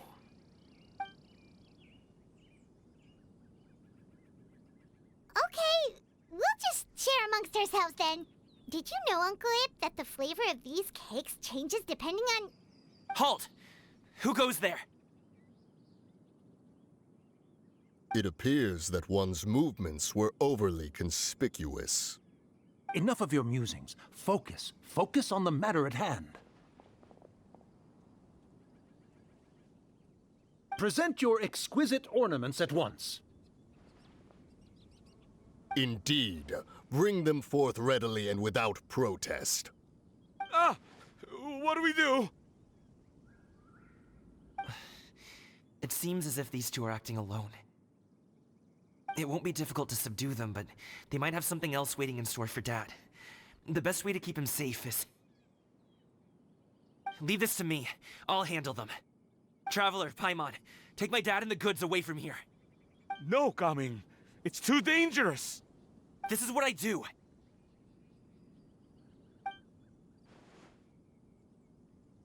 A thorny foe indeed.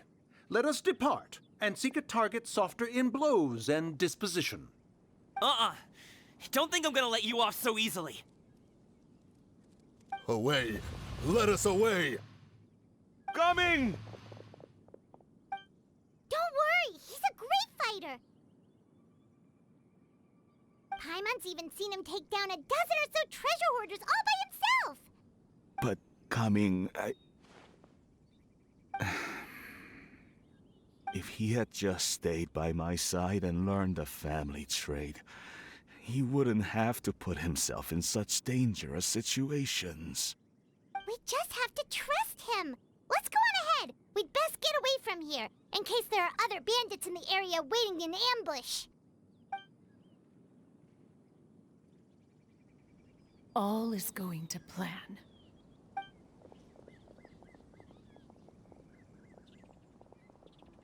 Okay, we should be good to stop here. Yangli? Oh no, what is he doing here? Good sir, please listen to me. Reel in your line and leave this place as quickly as you can. There are bandits in the area.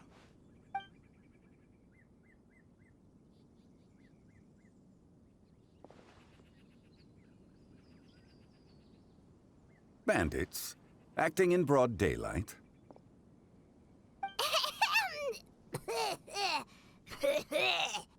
Oh.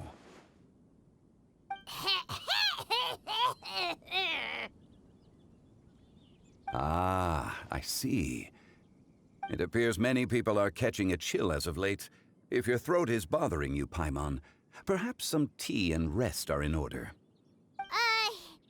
Nope, no need. Paimon's fine. She just, had some cake stuck in her throat.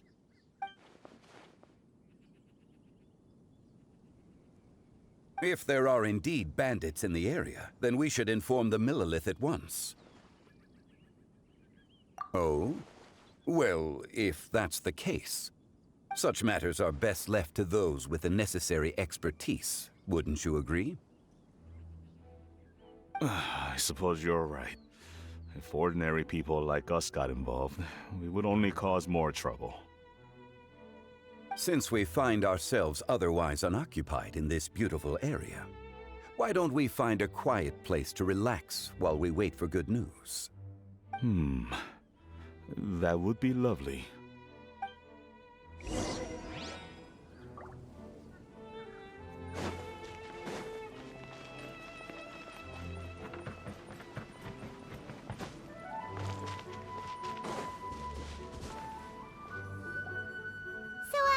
Uncle Ip does have a reason to be worried. After all, Gaming, the guard we mentioned, is his son. Gaming. The name sounds somewhat familiar. Ah, yes. That is the name of the Usho dancer who has been performing around Liyue Harbor recently, is it not? Oh, have you seen him perform? Indeed. I cannot help but admire his skill. He truly encapsulates the spirit of the Suani.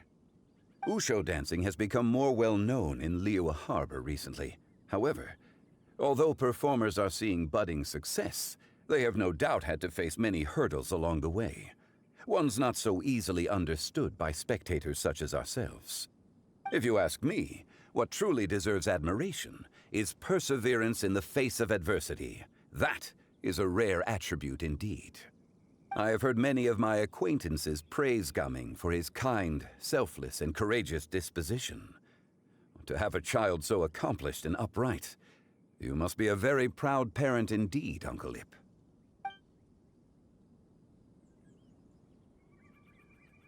Seems like Zhangli has decided to skip the formalities. Well, he's a hard worker. Yes. You should be sure to tell him you think that when he gets back. Your son is young yet. It's normal for someone his age to be a bit hot-headed. It's understandable to find talking about such things in person difficult. If there's a particular sentiment you wish to convey, perhaps we could pass it along for you. No. It wouldn't be right to ask that of you. This thing between us has festered for many years now. In truth, there are some things that simply aren't easy for us to talk through. I've been in the tea business for most of my life, and I always hoped my child would do the same. Otherwise, how would he support himself? Over the past few years, I heard how well he was doing for himself as a guard. How his work was taking him to farther and farther off places. I also heard that he never gave up on wushou dancing. It made me happy. But I was also worried. When you're young, you can handle all that physically taxing work and manual labor. What young person isn't capable of making a living that way? My concern is what happens when you get old. Every time I get to thinking like that, I cannot help but be reinforced in the belief that I was right. That I was right not to give in. I often regret introducing him to wushou dancing as a kid. If I had known how things would turn out, I would have never taken him to see those performances in the first place. It is only natural for a parent to strive to send their child down the right path. No one would begrudge you that sentiment, Uncle Ip. You need not worry. You seem quite young, Mr. Zhongli. Yet you speak with such wisdom. Perhaps I have misjudged your age. Your words are too kind. Truth be told, one of my old friends has several grown daughters. Rather than fretting about their future, however, she prefers to let them find their own way. Then she's more easygoing than I could ever be. I fear I lack such an open mind. I meant to say earlier, there is no need to be so polite. Feel free to call me by my name, Ipdak. Sure. So, do you also think I fret too much, Mr. Zhongli?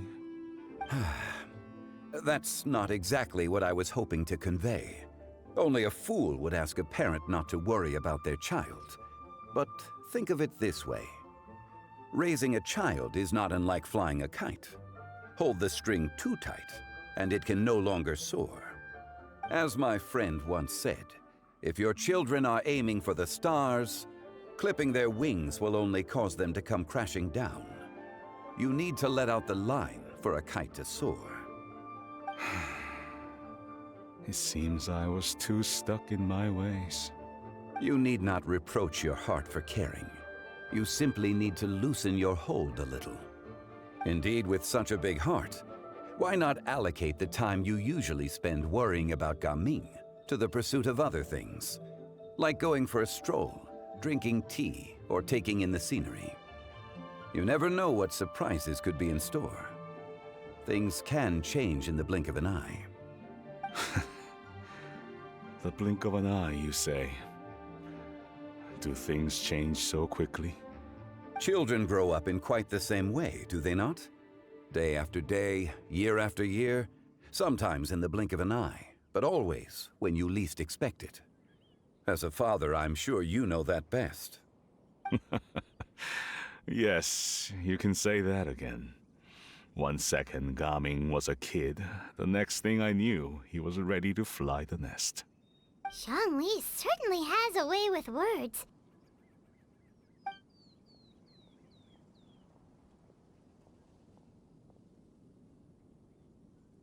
Oh, Gaming is back! Hey, Gaming, we're over here! Dad, Traveler, Paimon. Good, you're all here. Oh, and Mr. Zhongli from the Wangsheng Funeral Parlor? You're here too? A fated meeting indeed. We were just enjoying some pleasant conversation.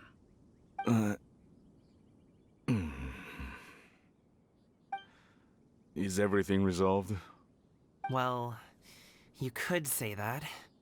What does that mean? Traveler, Paimon, come with me. I need to talk to you. Huh? Oh, okay. I'll come right out and say it. Those two bandits, you sent them, didn't you?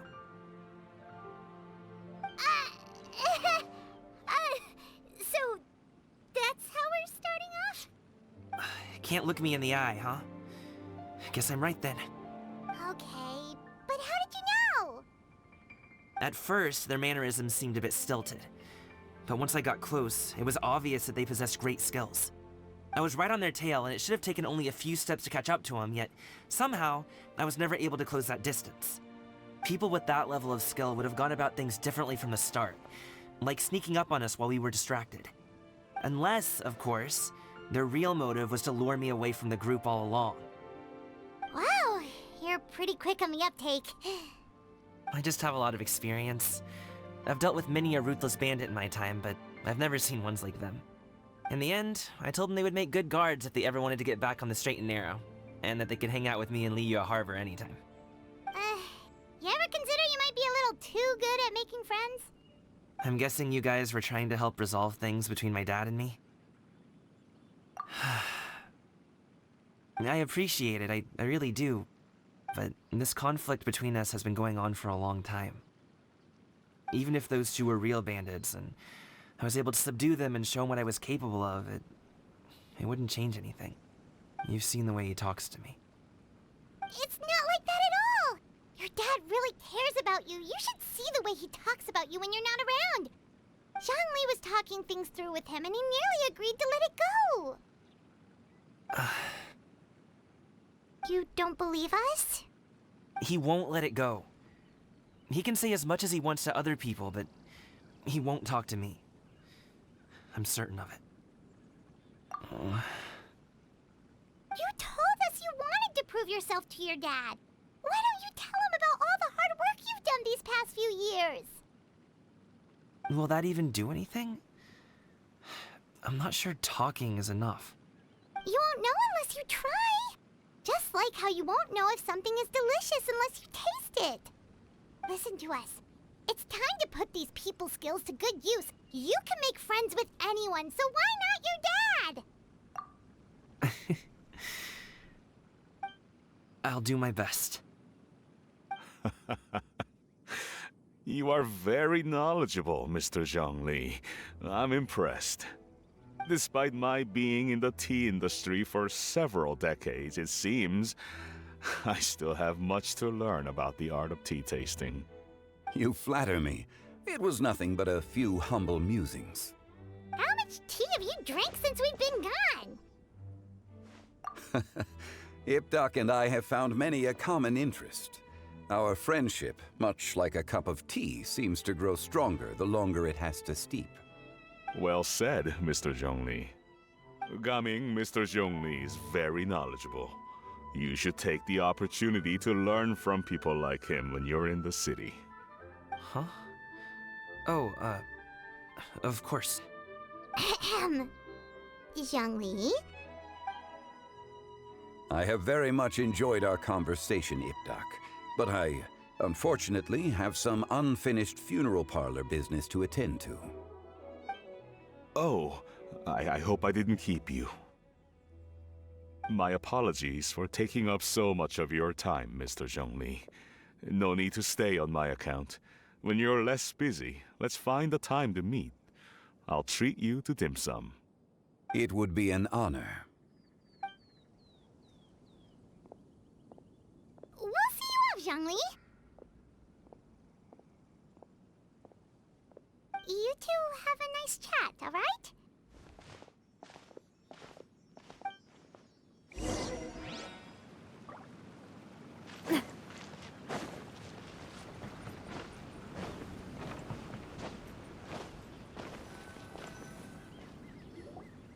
Thanks for helping us talk things through with Uncle Ip. Good thing you were able to pick up on what we were putting down. I have been around the both of you for some time now. You could say I have a certain level of expertise in that regard. As for my role in the conversation, think nothing of it. I hardly did anything noteworthy. You never change, do you? Why did you have us walk all this way? Paimon thought we just had to go far enough to be out of earshot. A friend approaches. Hello. Xiao! You're here too? I've been here the whole time?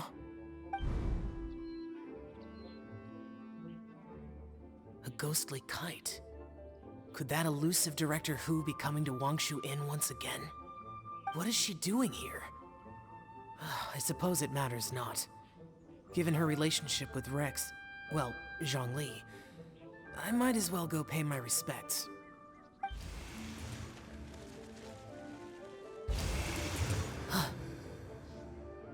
It's you! I thought you were Director Hu. Ah, your arrival is most fortuitous. Do you want to try out this new gadget? The addition of the power source makes the takeoff more stable. It's just that... He seems quite immersed in the study of this device. I fear it's almost too stable. It completely negates the pleasure of seeing one's kite sway with the wind. It's a bit of a shame. In truth, I'm here because Director Hu dispatched me to purchase some items in preparation for Lantern Rite. I see. Much like she does every year. Much like she'll do next year, I would imagine.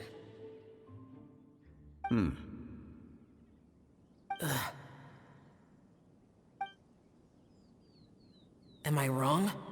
Or has she once again sent you out to buy, what is it, sesame oil or something? While we're on the subject, I do wonder why she is so obsessed with using sesame oil in the preparation of mixed vegetable dishes for Lantern Rite. A recommendation from Xiangling, perhaps. What do you think, Xiao?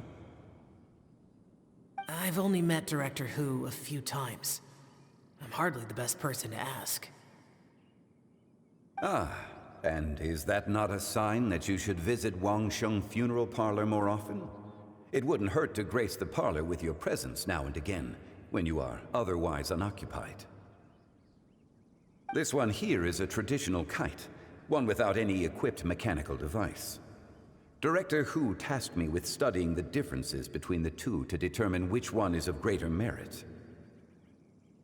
Many hands make light work.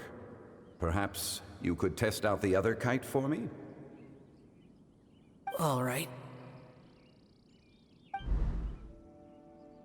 I have made my comparisons. If speed is what you're after, the mechanical kite is the better choice. Wonderful. I shall pass that information along to Director Hu. I'll leave these two kites with you. Perhaps you can find a few friends with which to partake in the activity. You might find it to be an enjoyable use of your time. Oh, wait. Who enjoys kite flying? Well, I would imagine someone of your talent and wisdom is more than capable of finding out.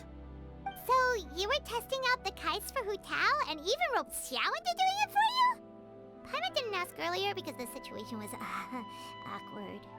I would hardly say I roped Xiao into anything. I simply sought the help of a friend. Besides, we did the testing together. Seems like our pool of competitors is growing. Do you like kite flying, Xiao? I suppose I neither like nor dislike it. Although, watching a kite gradually ascend into the sky does bring me a certain peace of mind. Perhaps they're a bit like shell lanterns in that way. Kite flying is also a pleasant form of relaxation. Have you ever thought about making a kite, Xiao? Cloud Retainer taught us how. We can teach you if you want. There's no need. Minogius was the only Yaksha among us who had an interest in matters of ornamentation and design. When Lantern Rite is over, come find me near Pervasi's temple if you have the time. It's getting late. I should go inform Director Hu of our findings. How's she been, by the way? Be sure to say hi to her for us. The last time I spoke to her, she mentioned that she would be visiting Chaoying Village in a few days. If you have the time, perhaps you could also make the trip. If you happen to run into her, you can pass along your regards in person. We'll keep that in mind. Take care, Xiangli. See you later. See you next time.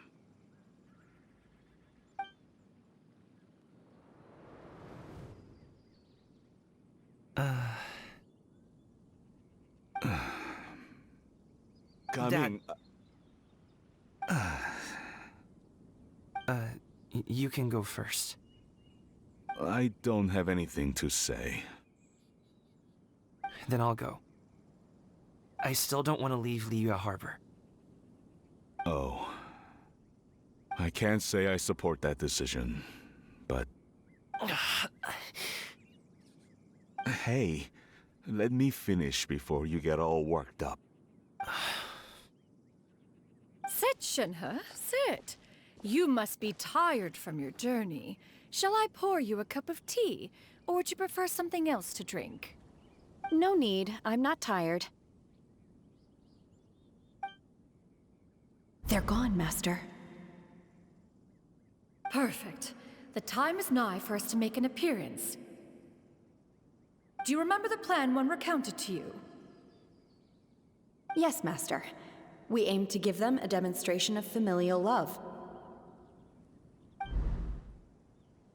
So I'll have whatever you are having. All right. What are Auntie Xianyun and Shenhe doing here?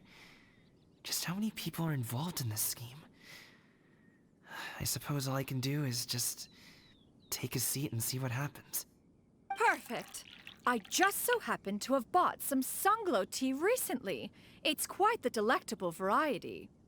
Or it would be if one has not been forced to drink it every day in the hopes of whittling down one's considerable stash. One has more than had one's fill already. Oh, forget it. Such thoughts detract from the present need to keep up the conversation. Has work been busy during the holiday season? Do you need my help with anything? Drunk guests can sometimes cause trouble, but I deal with them as you taught me, by pinning their heads against the table. Are Auntie Xianyun and Shenhe serious right now?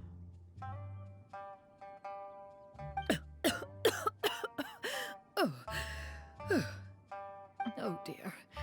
While one was busy orchestrating this act, one seems to have forgotten about Shenhe's various eccentricities. What I meant to ask was, have you made any new friends?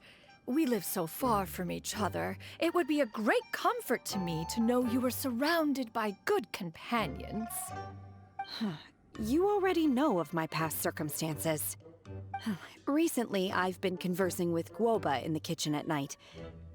Guoba can't talk, but his companionship is a comfort. The poor child. Her one friend can't even talk.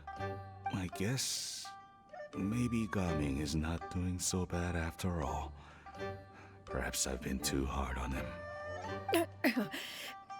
Let's move on, shall we?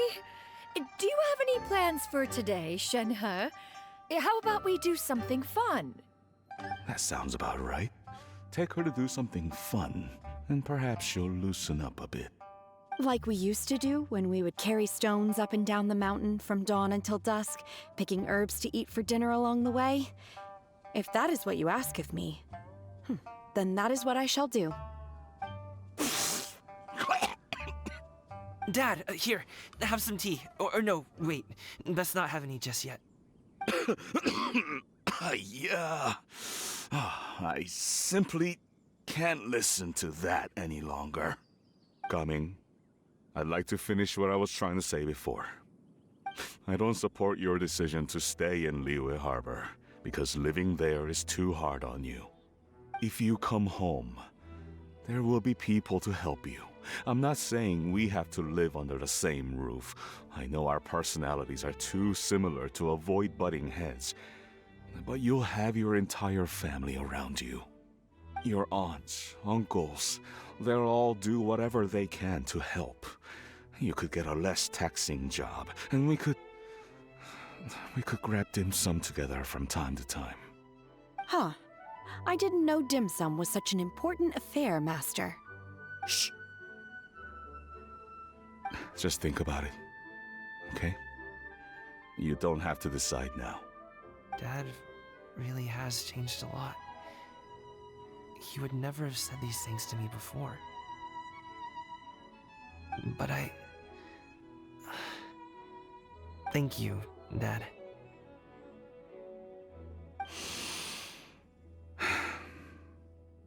It's been long enough, don't you think? Oh, Paimon sure hopes they've made up by now. Oh, they're drinking tea in silence. That's not a good sign. Did Xianyun's plan not work after all? Hey, you two! Paimon's sorry we were gone for so long. We got to chatting with some friends and didn't realize how much time had passed. Perfect timing, actually. We seem to be just about done here. Yep, let's go. I'll get the bags.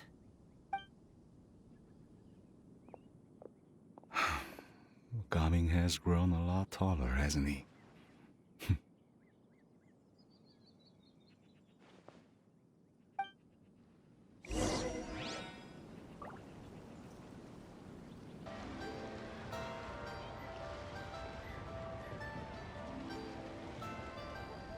You must be Mr. Ip! Thank you for coming all this way. My name is Charlotte, and I'm a reporter from Fontaine. You can find me writing for the Steambird.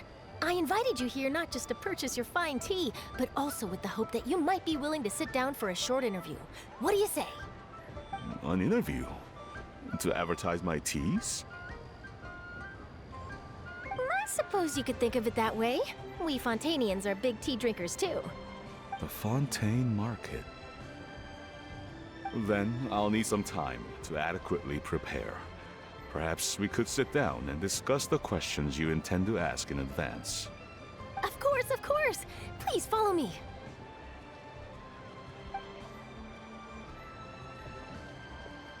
Is this person also involved in your plan? And here I thought I had lots of connections.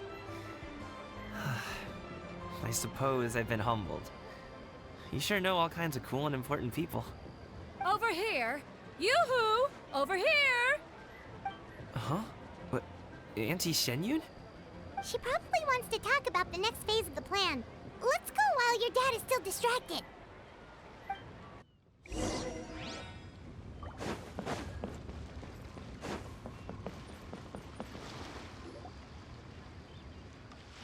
I take it that all is going well? Don't worry, Shenyun. Everything is going according to plan. I knew it. I knew that was all an act earlier. Auntie Shenyun is really something. She was so determined to help me. She didn't even care about making herself and Shanhe appear foolish in front of my family. She truly knows how to look out for others. I still have a lot to learn. As for the next step... Oh no! What's wrong, Gaming? Don't tell me you're the ones footing the bill for all that tea. I can't let you do that. Fret not. Reimbursements will be made. Exactly! Think of it more as an investment, as Ningguang would say. We pulled together the Mora so that Charlotte could place the order. She's gonna bring it back to the Steambird as a gift, as well as a sample of the regional specialty. Fontainians will probably fall in love with your dad's tea as soon as they lay their eyes on Charlotte's article. And once all the money from the new orders begin to roll in, getting our Mora back will be a piece of cake. Oh, okay. Business-related matters always seem to go over my head, but I refuse to let you all lose more on my behalf. I'll pay you back right now. We can talk about such matters at a later date. There are more important matters for you to consider at the moment, are there not? Yes. I've been thinking about it the whole way here. I have an idea, but I'd hate to cause even more trouble for all of you. That is for us to decide. Yeah, we're all friends here. Plus, we wouldn't be here if we didn't want to help, right? Just tell us about this idea of yours. Okay. Whew. So, it's like this. Got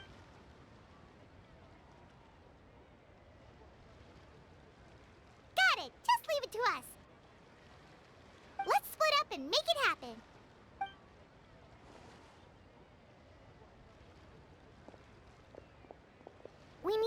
those things we talked about, but we also still have the kite flying competition.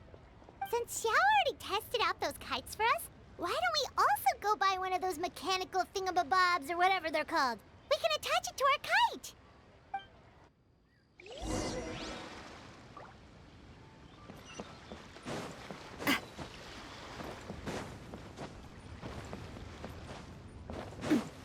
Keeping an antique kite flying after all these years. Hello again. Welcome back! I see you returned from your trip. I really do have to thank you for all your help from before. Thanks to you, my daughter was able to build a kite with her grandmother that very same day. She even wrote a long letter telling me how much she loved it. Oh, you should really be thanking Gaming, not us. I'll be sure to. And are you here to buy a kite? Please, take your pick. Oh, we already have a kite. We wanted to buy one of those, device thingies from Fontaine. Do you sell them separately? Ah, yes. Here you go. Please, take it, free of charge. The directions are in the box. It's not hard to install at all. It doesn't feel right for us to just take it. Well, nor would it feel right for me to take your Mora. Good luck in the kite flying competition. I'll be rooting for you. All right then, thank you.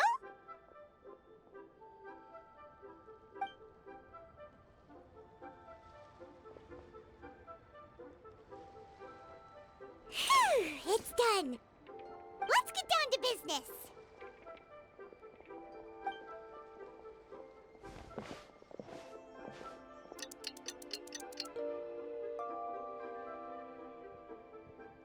Looks like we finished everything we needed to do. Let's find a good place and put this thing into the sky.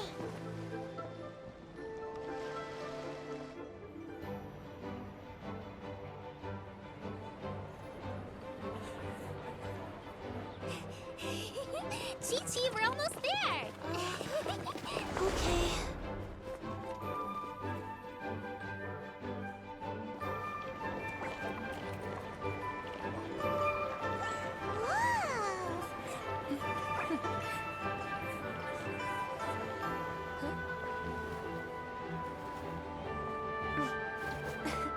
Come here, allow me.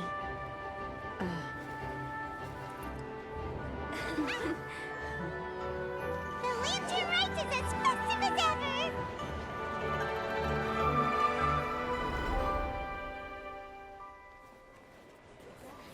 Huh? Oh, what's going on? Did something happen? What should we do? Oh, should we get the Millilith?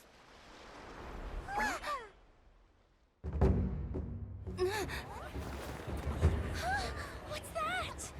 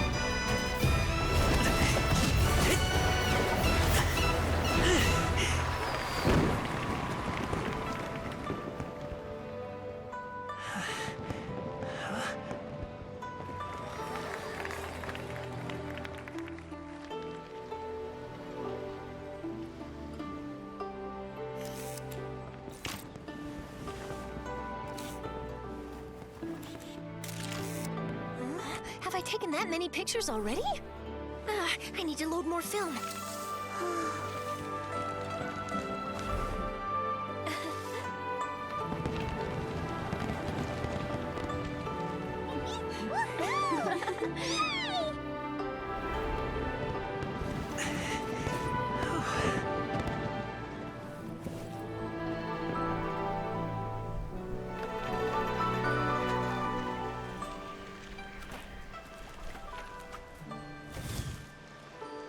Wait, the wind.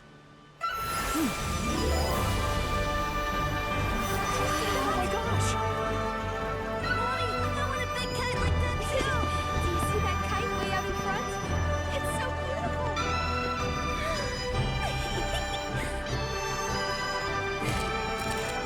Happy Lantern Rite. Happy Lantern Rite.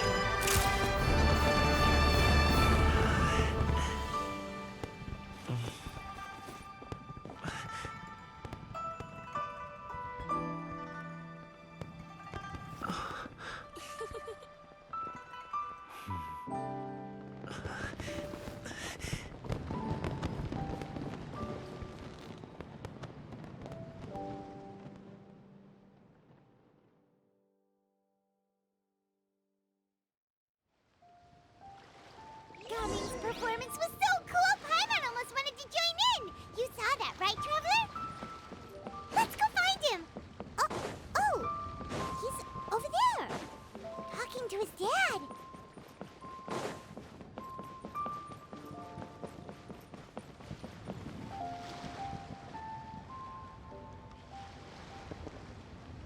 I think I'll head off now, if that's okay. Thank you, little girl. Do you want us to walk you back? No need, no need. Master is waiting for me right over there.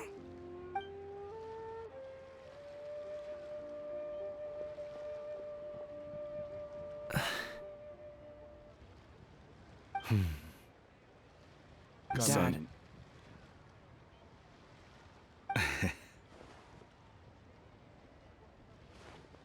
I suppose I'll go first this time.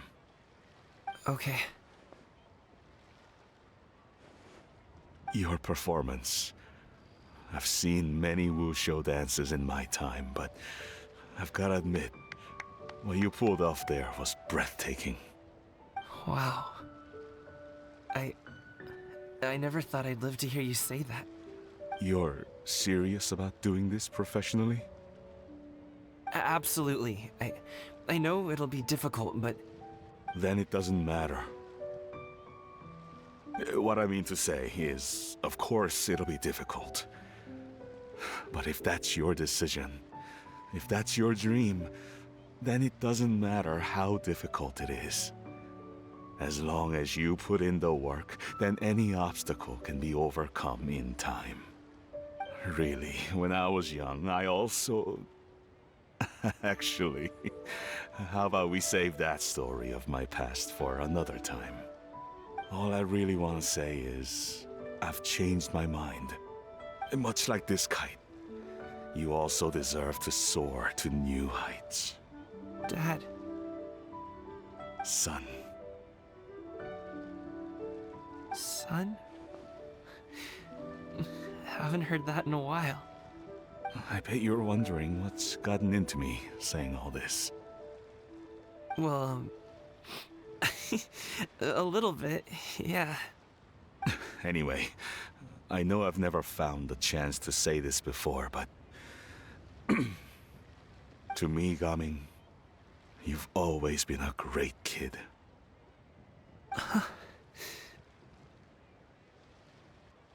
All right, that's everything I've got. Did you have something you wanted to say, or...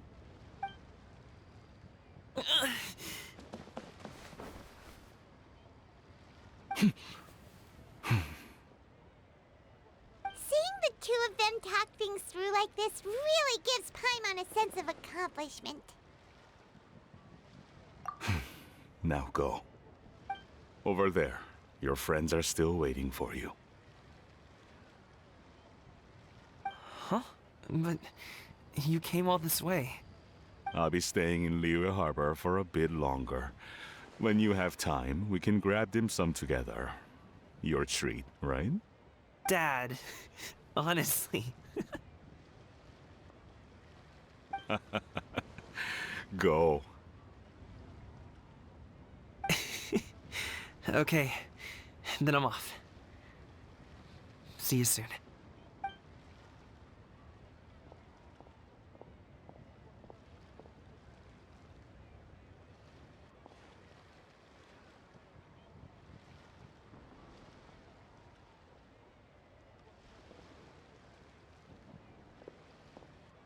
That's quite the smile you've got there, Gummy. Really? It's nothing to be embarrassed about. I'd like to find and thank Auntie Xianyun, as well as everyone else who's helped me out. If everyone has time, maybe we could all get together and go fly a kite.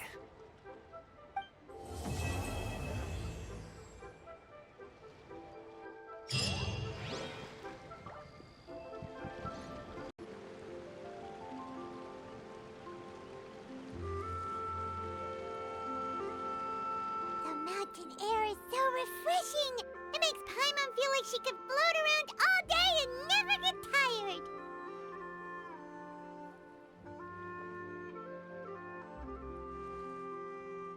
Cream!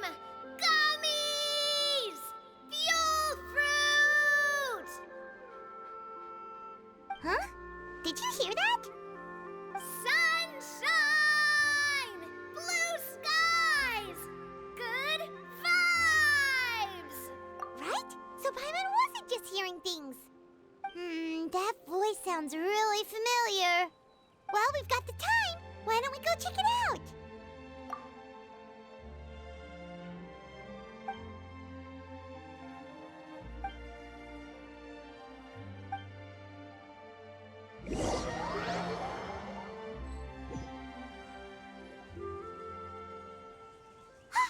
What are they doing here? Navia, Clarande!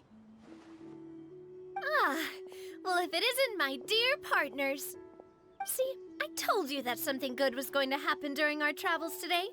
I have to say, sometimes the Steambird's astrology column is spot on. It's just your lucky day. Are you guys also here to catch the festivities? Oh, and that reminds me. Happy Lantern Ride. Happy Lantern Rite. Happy Lantern Ride to you, too! Wait, if you're here for Lantern Ride, then what are you doing on top of this deserted mountain? And that voice we heard, that was you, right, Navia? Oh, impressive. You could tell it was me from that far away. You've got good ears. That or your voice is just really loud. Well, of course it is. After all, I'm a boss. Indeed. I suppose it's an asset. Sure is! Having a loud voice is a handy tool when it comes to communication. Wait. That wasn't even Paimon's point. Paimon just wants to know why you two were shouting from the top of this deserted mountain. There was something about almonds, maybe? And buell fruit? Ooh, is it some sort of secret code? No, it's not a code. The words are meaningless. Perhaps, but the act of shouting was very meaningful indeed. That's just what mountain climbers do, right? After all the hard work it takes to make it to the top, as you stand on the summit looking out at the vast scenery, it's not easy to resist the urge to release those emotions. Exactly. You get me, partner. I was afraid that it would cause a disturbance, so I asked the locals around here and they said it was fine. Apparently most hikers like to shout when they get to the top, so the locals are used to it by now. So, you see, it's not just me. I guess everyone shouts from the top of a mountain at some point in their life. Speak for yourself. When you're stressed, don't you ever just get the urge to do something for no reason? Not really. If I ever get stressed, I just go hunting. Oh, that's a pretty good way to relieve stress.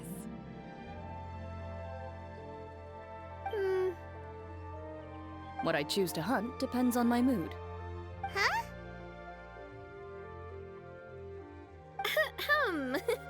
Anyway, why don't you two give it a try? Shout anything you want. It's a real stress reliever. As long as Paimon has clothes on her back and food in her belly, Paimon doesn't think there's any stress that needs relieving. Oh, I bet you guys are just too embarrassed to let loose. No need to be shy. Even Farina was shouting from the top of this mountain earlier. Huh? Did Paimon hear that right? Farina's also here? In Chaoyang Village? Believe in your ears.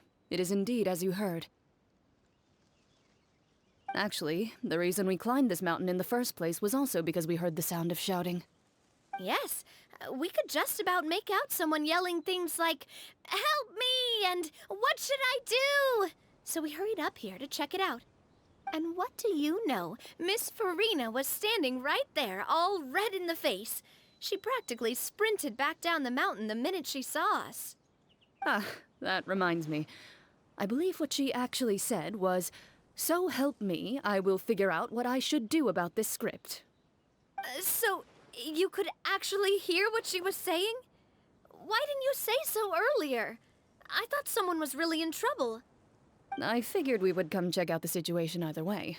Why not let her keep some privacy? Oh, seems like you caught Farina in the middle of some stress relief as well. She probably would have never thought. No, she definitely would have never thought she would run into anyone she knew all the way out here. I think so. We ran into Nervalet on the way here as well, but he was already on his way back, so they probably weren't together. What? Nervalet was here too? What was he doing here? It couldn't have been for vacation. I think it just might have been, actually. But apparently he only stayed for half a day before heading back. He's a very busy man. Neuvillette is not the type to take much time off.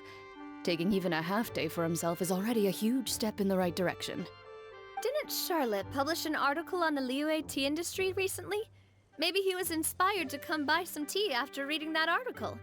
You know, just like you were. My situation is completely different. I'm here because I was asked to accompany you.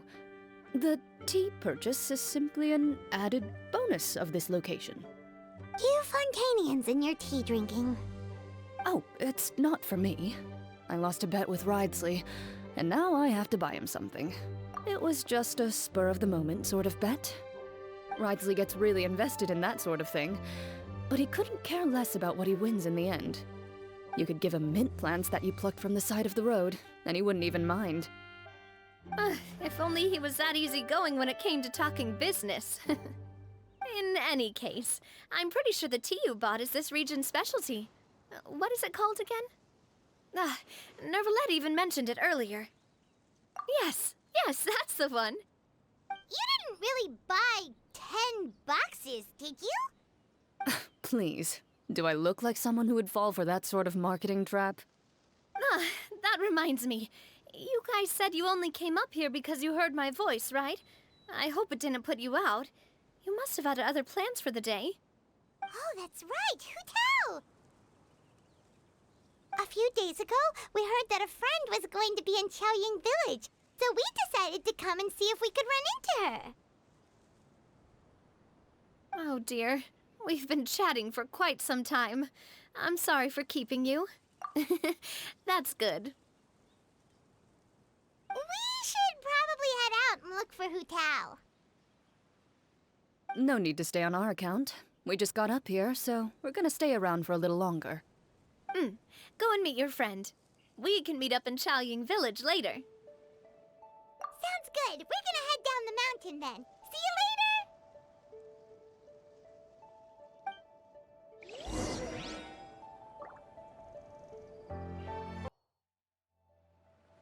Chaoyang Village is known for its tea.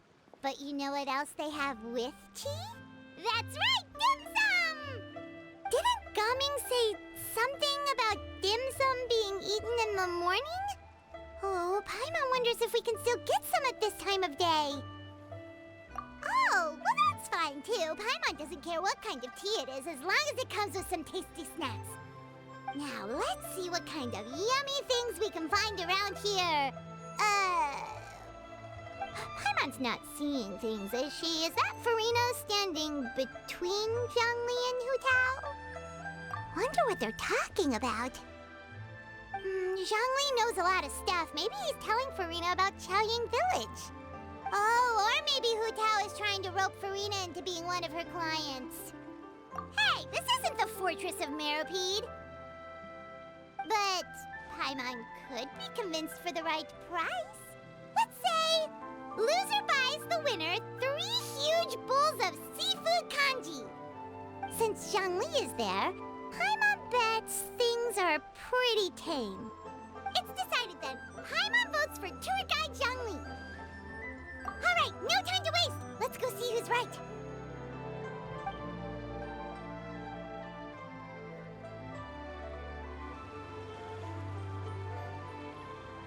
Good afternoon, Hu Tao, Zhongli, and Farina.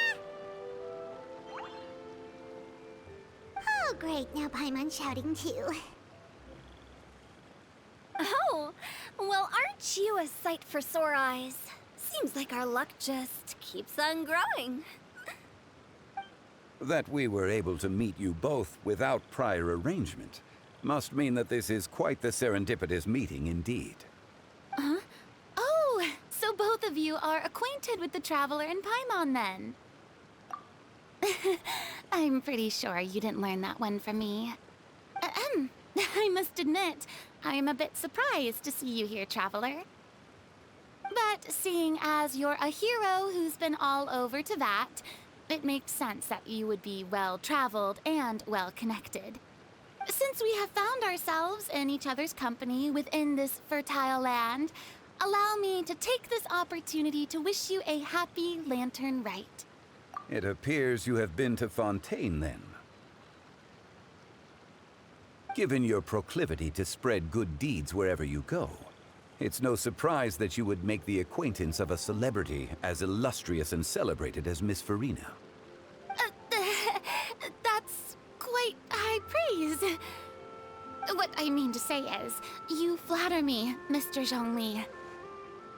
Although I've built up a certain following within Fontaine, it is no reflection of strength or wisdom. I stand before you right now as nothing more than an ordinary traveler in search of beautiful scenery and creative inspiration. There is definitely more to Mr. Zhongli than meets the eye. I could tell as much from our conversation earlier. Given his breadth of knowledge on both academic and worldly matters, there's no way he hasn't heard about what happened in Fontaine. Is he just feigning ignorance for my benefit? No. Yeah. You're no common tourist. I simply won't have you talk about yourself that way. Huh? Does that mean Hu Tao also knows? You may not have heard, friends, but... Miss Hu Tao... Miss Farina is now one of my esteemed clients. Yup.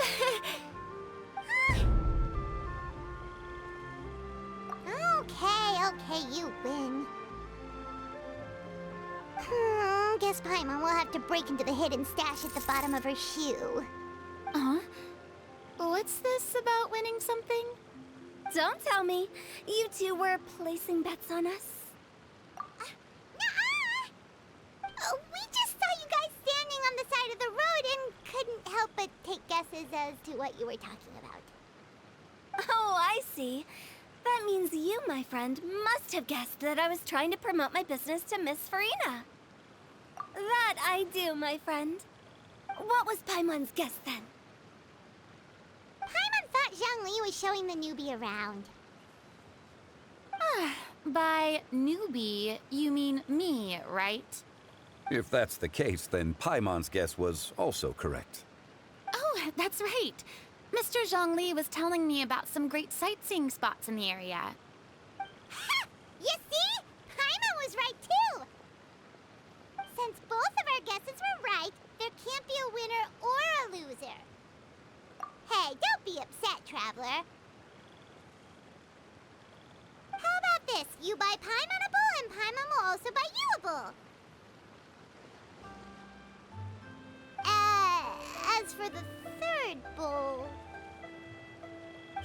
was the subject of the bet, perhaps it should go to me? You know, as a congratulations for the huge deal I just struck. I was just joking. Anyway, I should be the one treating you. The funeral parlor is about to bring in quite the sum after all.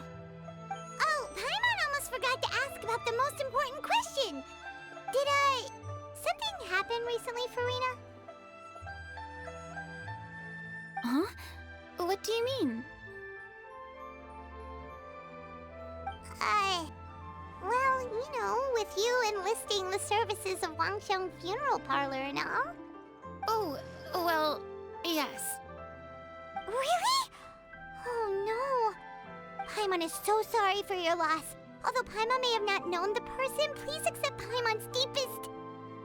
Whoa, it's not like that, Paimon. Huh? But Paimon just thought, since you hired the services of a funeral parlor and all... Hey, it's not that big of a stretch. Really, Paimon? It's not like you don't know me. Do I look like I know anyone who would ask me to coordinate their funeral?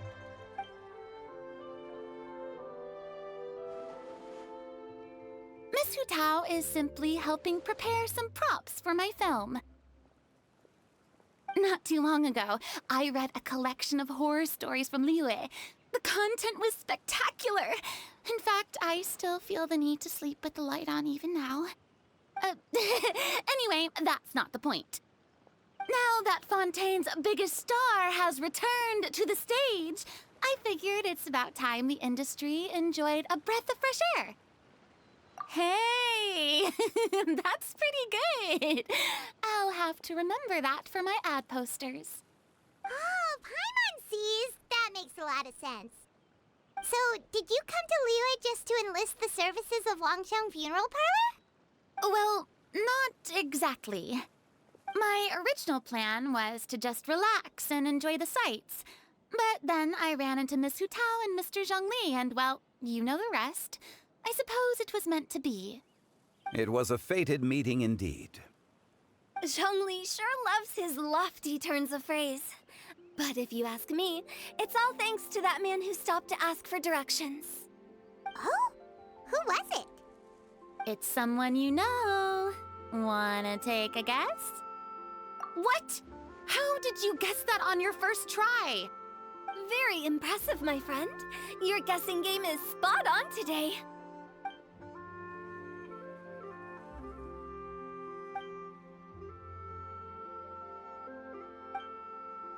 Huh.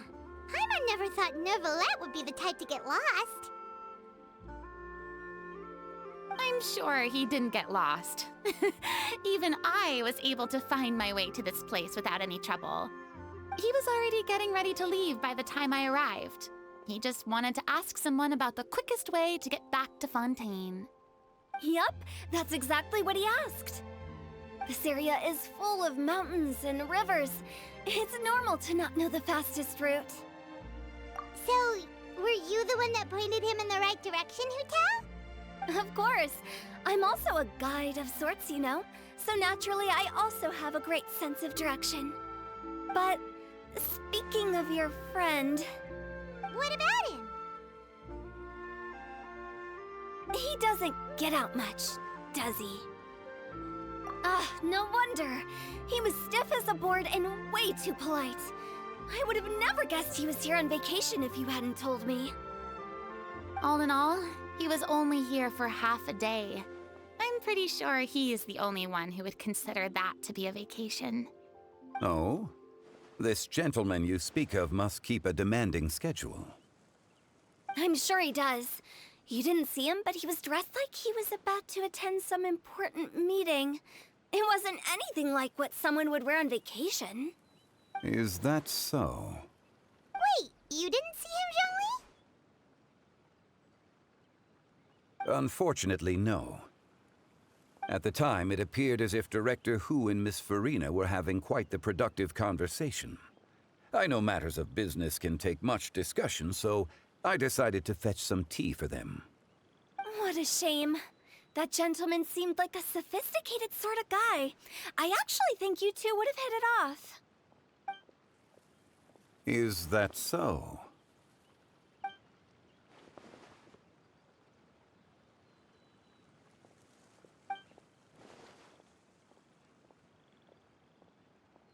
Hmm?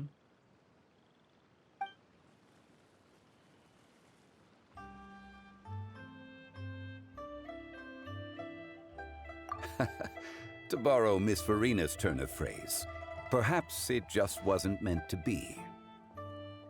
Well, with the Traveler around, I'm sure you'll have a chance to get to know each other at some point. That's right. She's got more friends than she knows what to do with.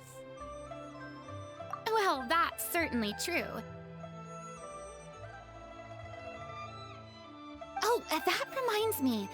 If you get the chance, you should try and talk to Nervalette into loosening up a bit. Just tell him the Palais Mermonia isn't going to fall apart if he disappears for a few days.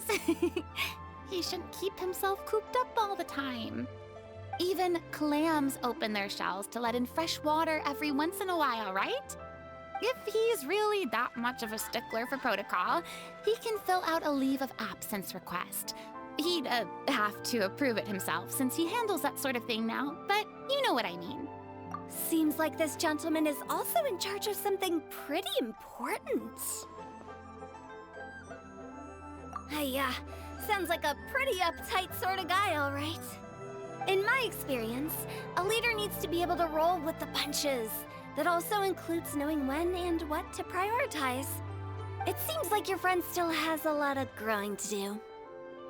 If I remember correctly, he's already several thousands of years old.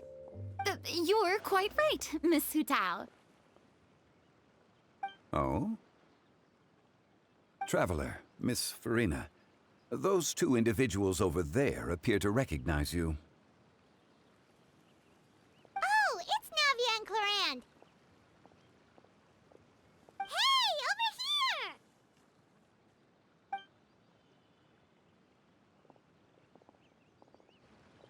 We saw you all chatting over here, and we're wondering if we could join in. Please, excuse the interruption. Oh, so polite. No apologies necessary. Any friend of the Traveler and Miss Farina is a friend of mine. Ah, straight to the point. I like it.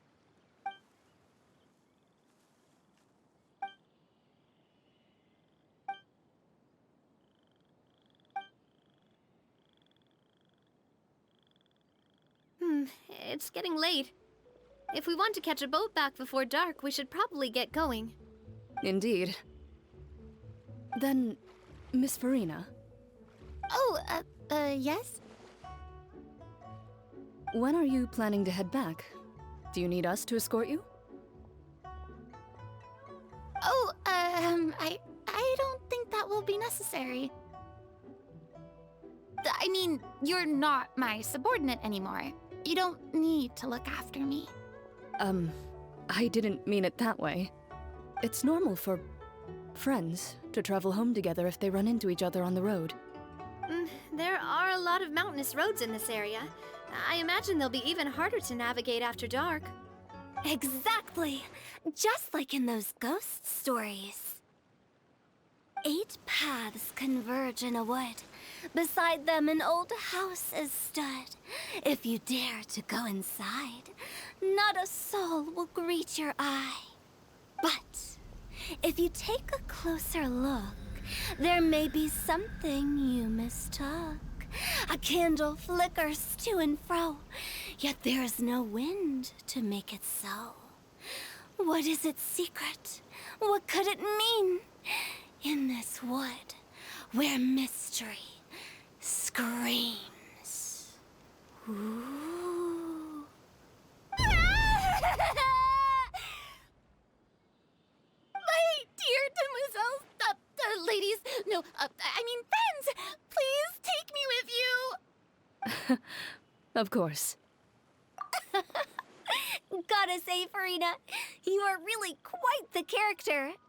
By the way, did I hear you mention that Clorand used to work under you? Then you must have also been a leader at some point. Well, that's, all in the past now. Besides, being a leader is hard. It wasn't the right job for me. I prefer how things are now. I can come and go as I please, and get to enjoy the sweet taste of freedom. I see. Well, you've certainly picked an apt place to relax.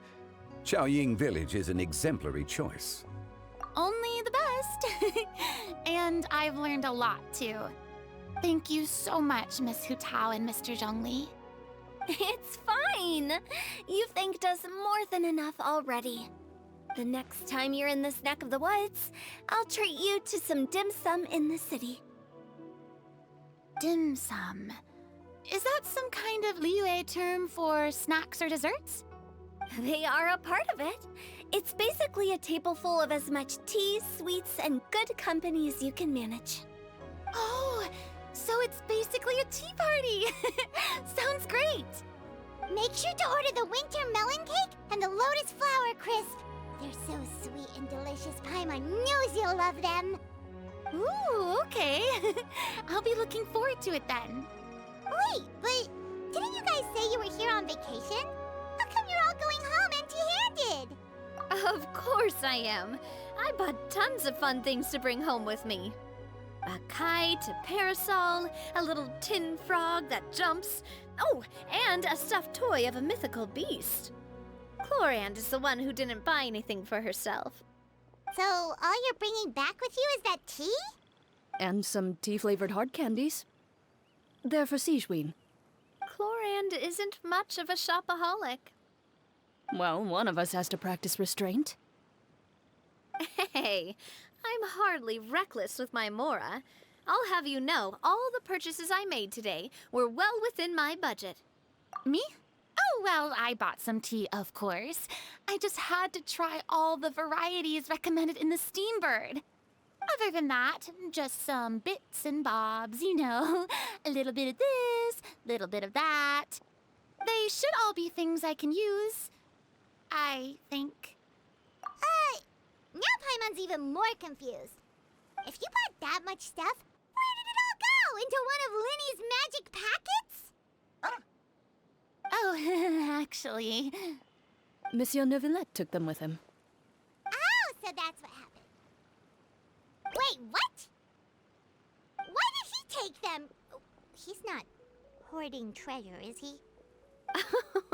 That's quite the imagination you've got there, Paimon.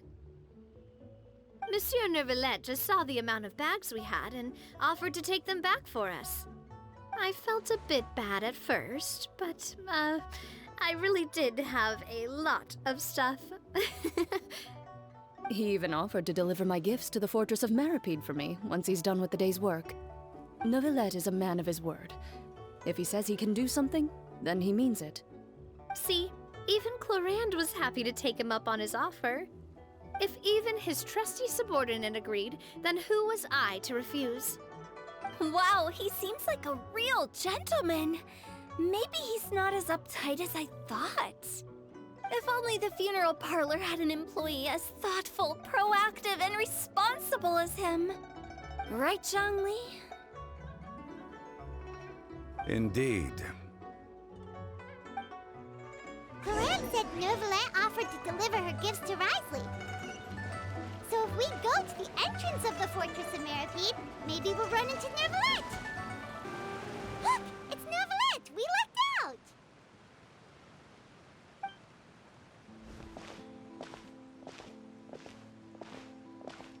Oh, it's you. It has been some time since our last meeting. Few people frequent this location. Since I was able to conclude my work early for the day, I thought I might take a walk and avail myself of this area's peace and quiet. You call this early? Do you always work this late, Neuvillette? Strictly speaking, that depends on the agenda for the day. I am hardly bereft of time, however, so working late is of little consequence to me. Really? If you have so much time on your hands, then why did you only go to Chaoying Village for half a day? First, I should clarify that I was referring to my lifespan, rather than the time at my disposal on any given day. Second, I was unaware you possessed knowledge of my trip to Chaoying Village. see. Thank you for informing me. Yes, they have been safely delivered. I have to hand it to Clorand.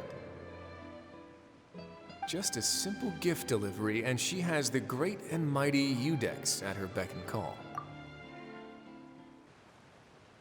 I was just passing through. It was merely an act of convenience. All right.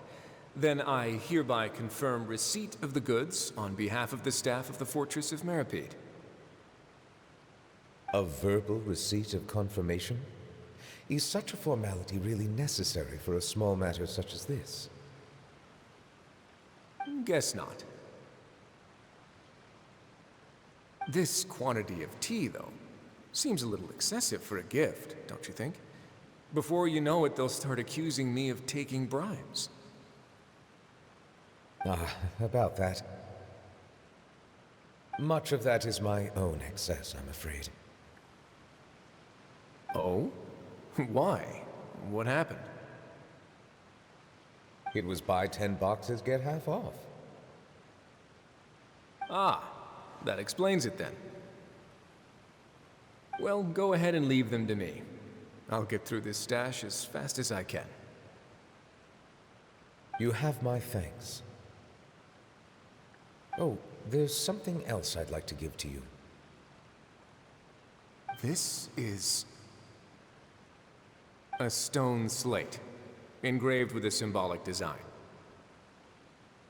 While that is an apt description, it is in actuality a legal codex. A legal codex, huh? Before the advent of modern writing utensils, information was recorded on stone slabs such as this. The law was no different. Okay. Since ancient times, the scales of justice have symbolized the fairness and impartiality of judiciousness. As a tribute to that sentiment, this slate was designed after a traditional legal codex and engraved with a symbol instead of text. During my travels recently, I chanced upon a roadside stall offering tourists the opportunity to try their hand at the ceramic arts, so I decided to have a go. We joked with Clorand some time ago about gifting you a legal codex. So, here you go. Ah, so that's what this is about. I did not expect you to remember it as well. In any case, I hope this can be considered as a reasonable attempt to join in on the banter. It is a very good attempt. I suppose I shouldn't be surprised. Even your sense of humor centers around the law. That's an impressive level of commitment. Well, a gift of this significance deserves to be put on display, and I know just the place. Front and center in the Fortress's showroom. Surely there's no need for such a grand gesture. Just kidding. I don't have anything like a showroom. But we do have a storage room. We can put it next to all the mechanical parts Sijuin has collected. That sounds good to me. So that's what you were doing in Chaoying Village. Indeed. Of course, while I was there, I also took the opportunity to taste the local spring water.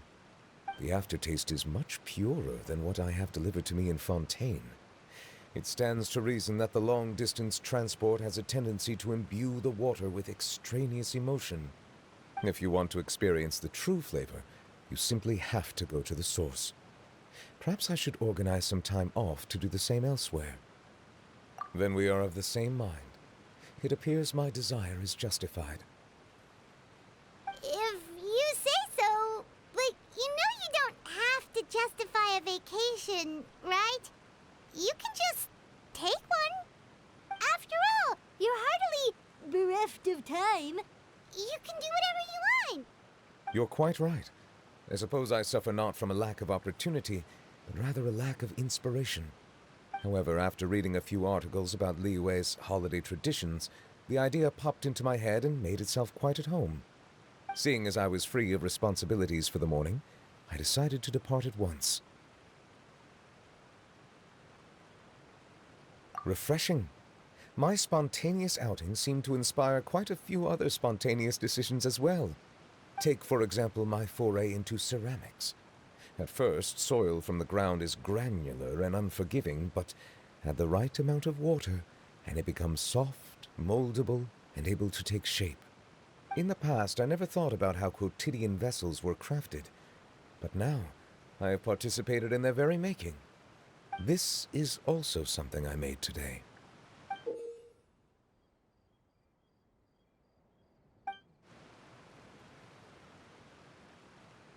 That's a ladle? Paimon thought it was supposed to be some long-necked sea creature. That was indeed one of my inspirations. Really? You like it?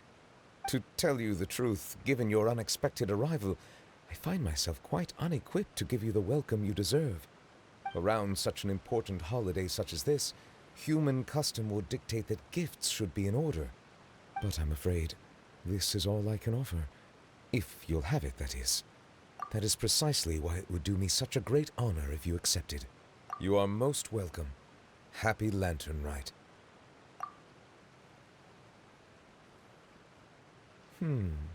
Approve a leave of absence request for myself. That sounds like it could easily lead to a vicious cycle of self-indulgence, something which couldn't be in further violation of protocol. But I suppose I understand her point. My proclivity to refrain from personal outings does, in part, originate from a sense of responsibility toward my duties. But it is also due to a lack of desire to engage in the human world. But now I see that the human world is indeed full of many interesting places to discover.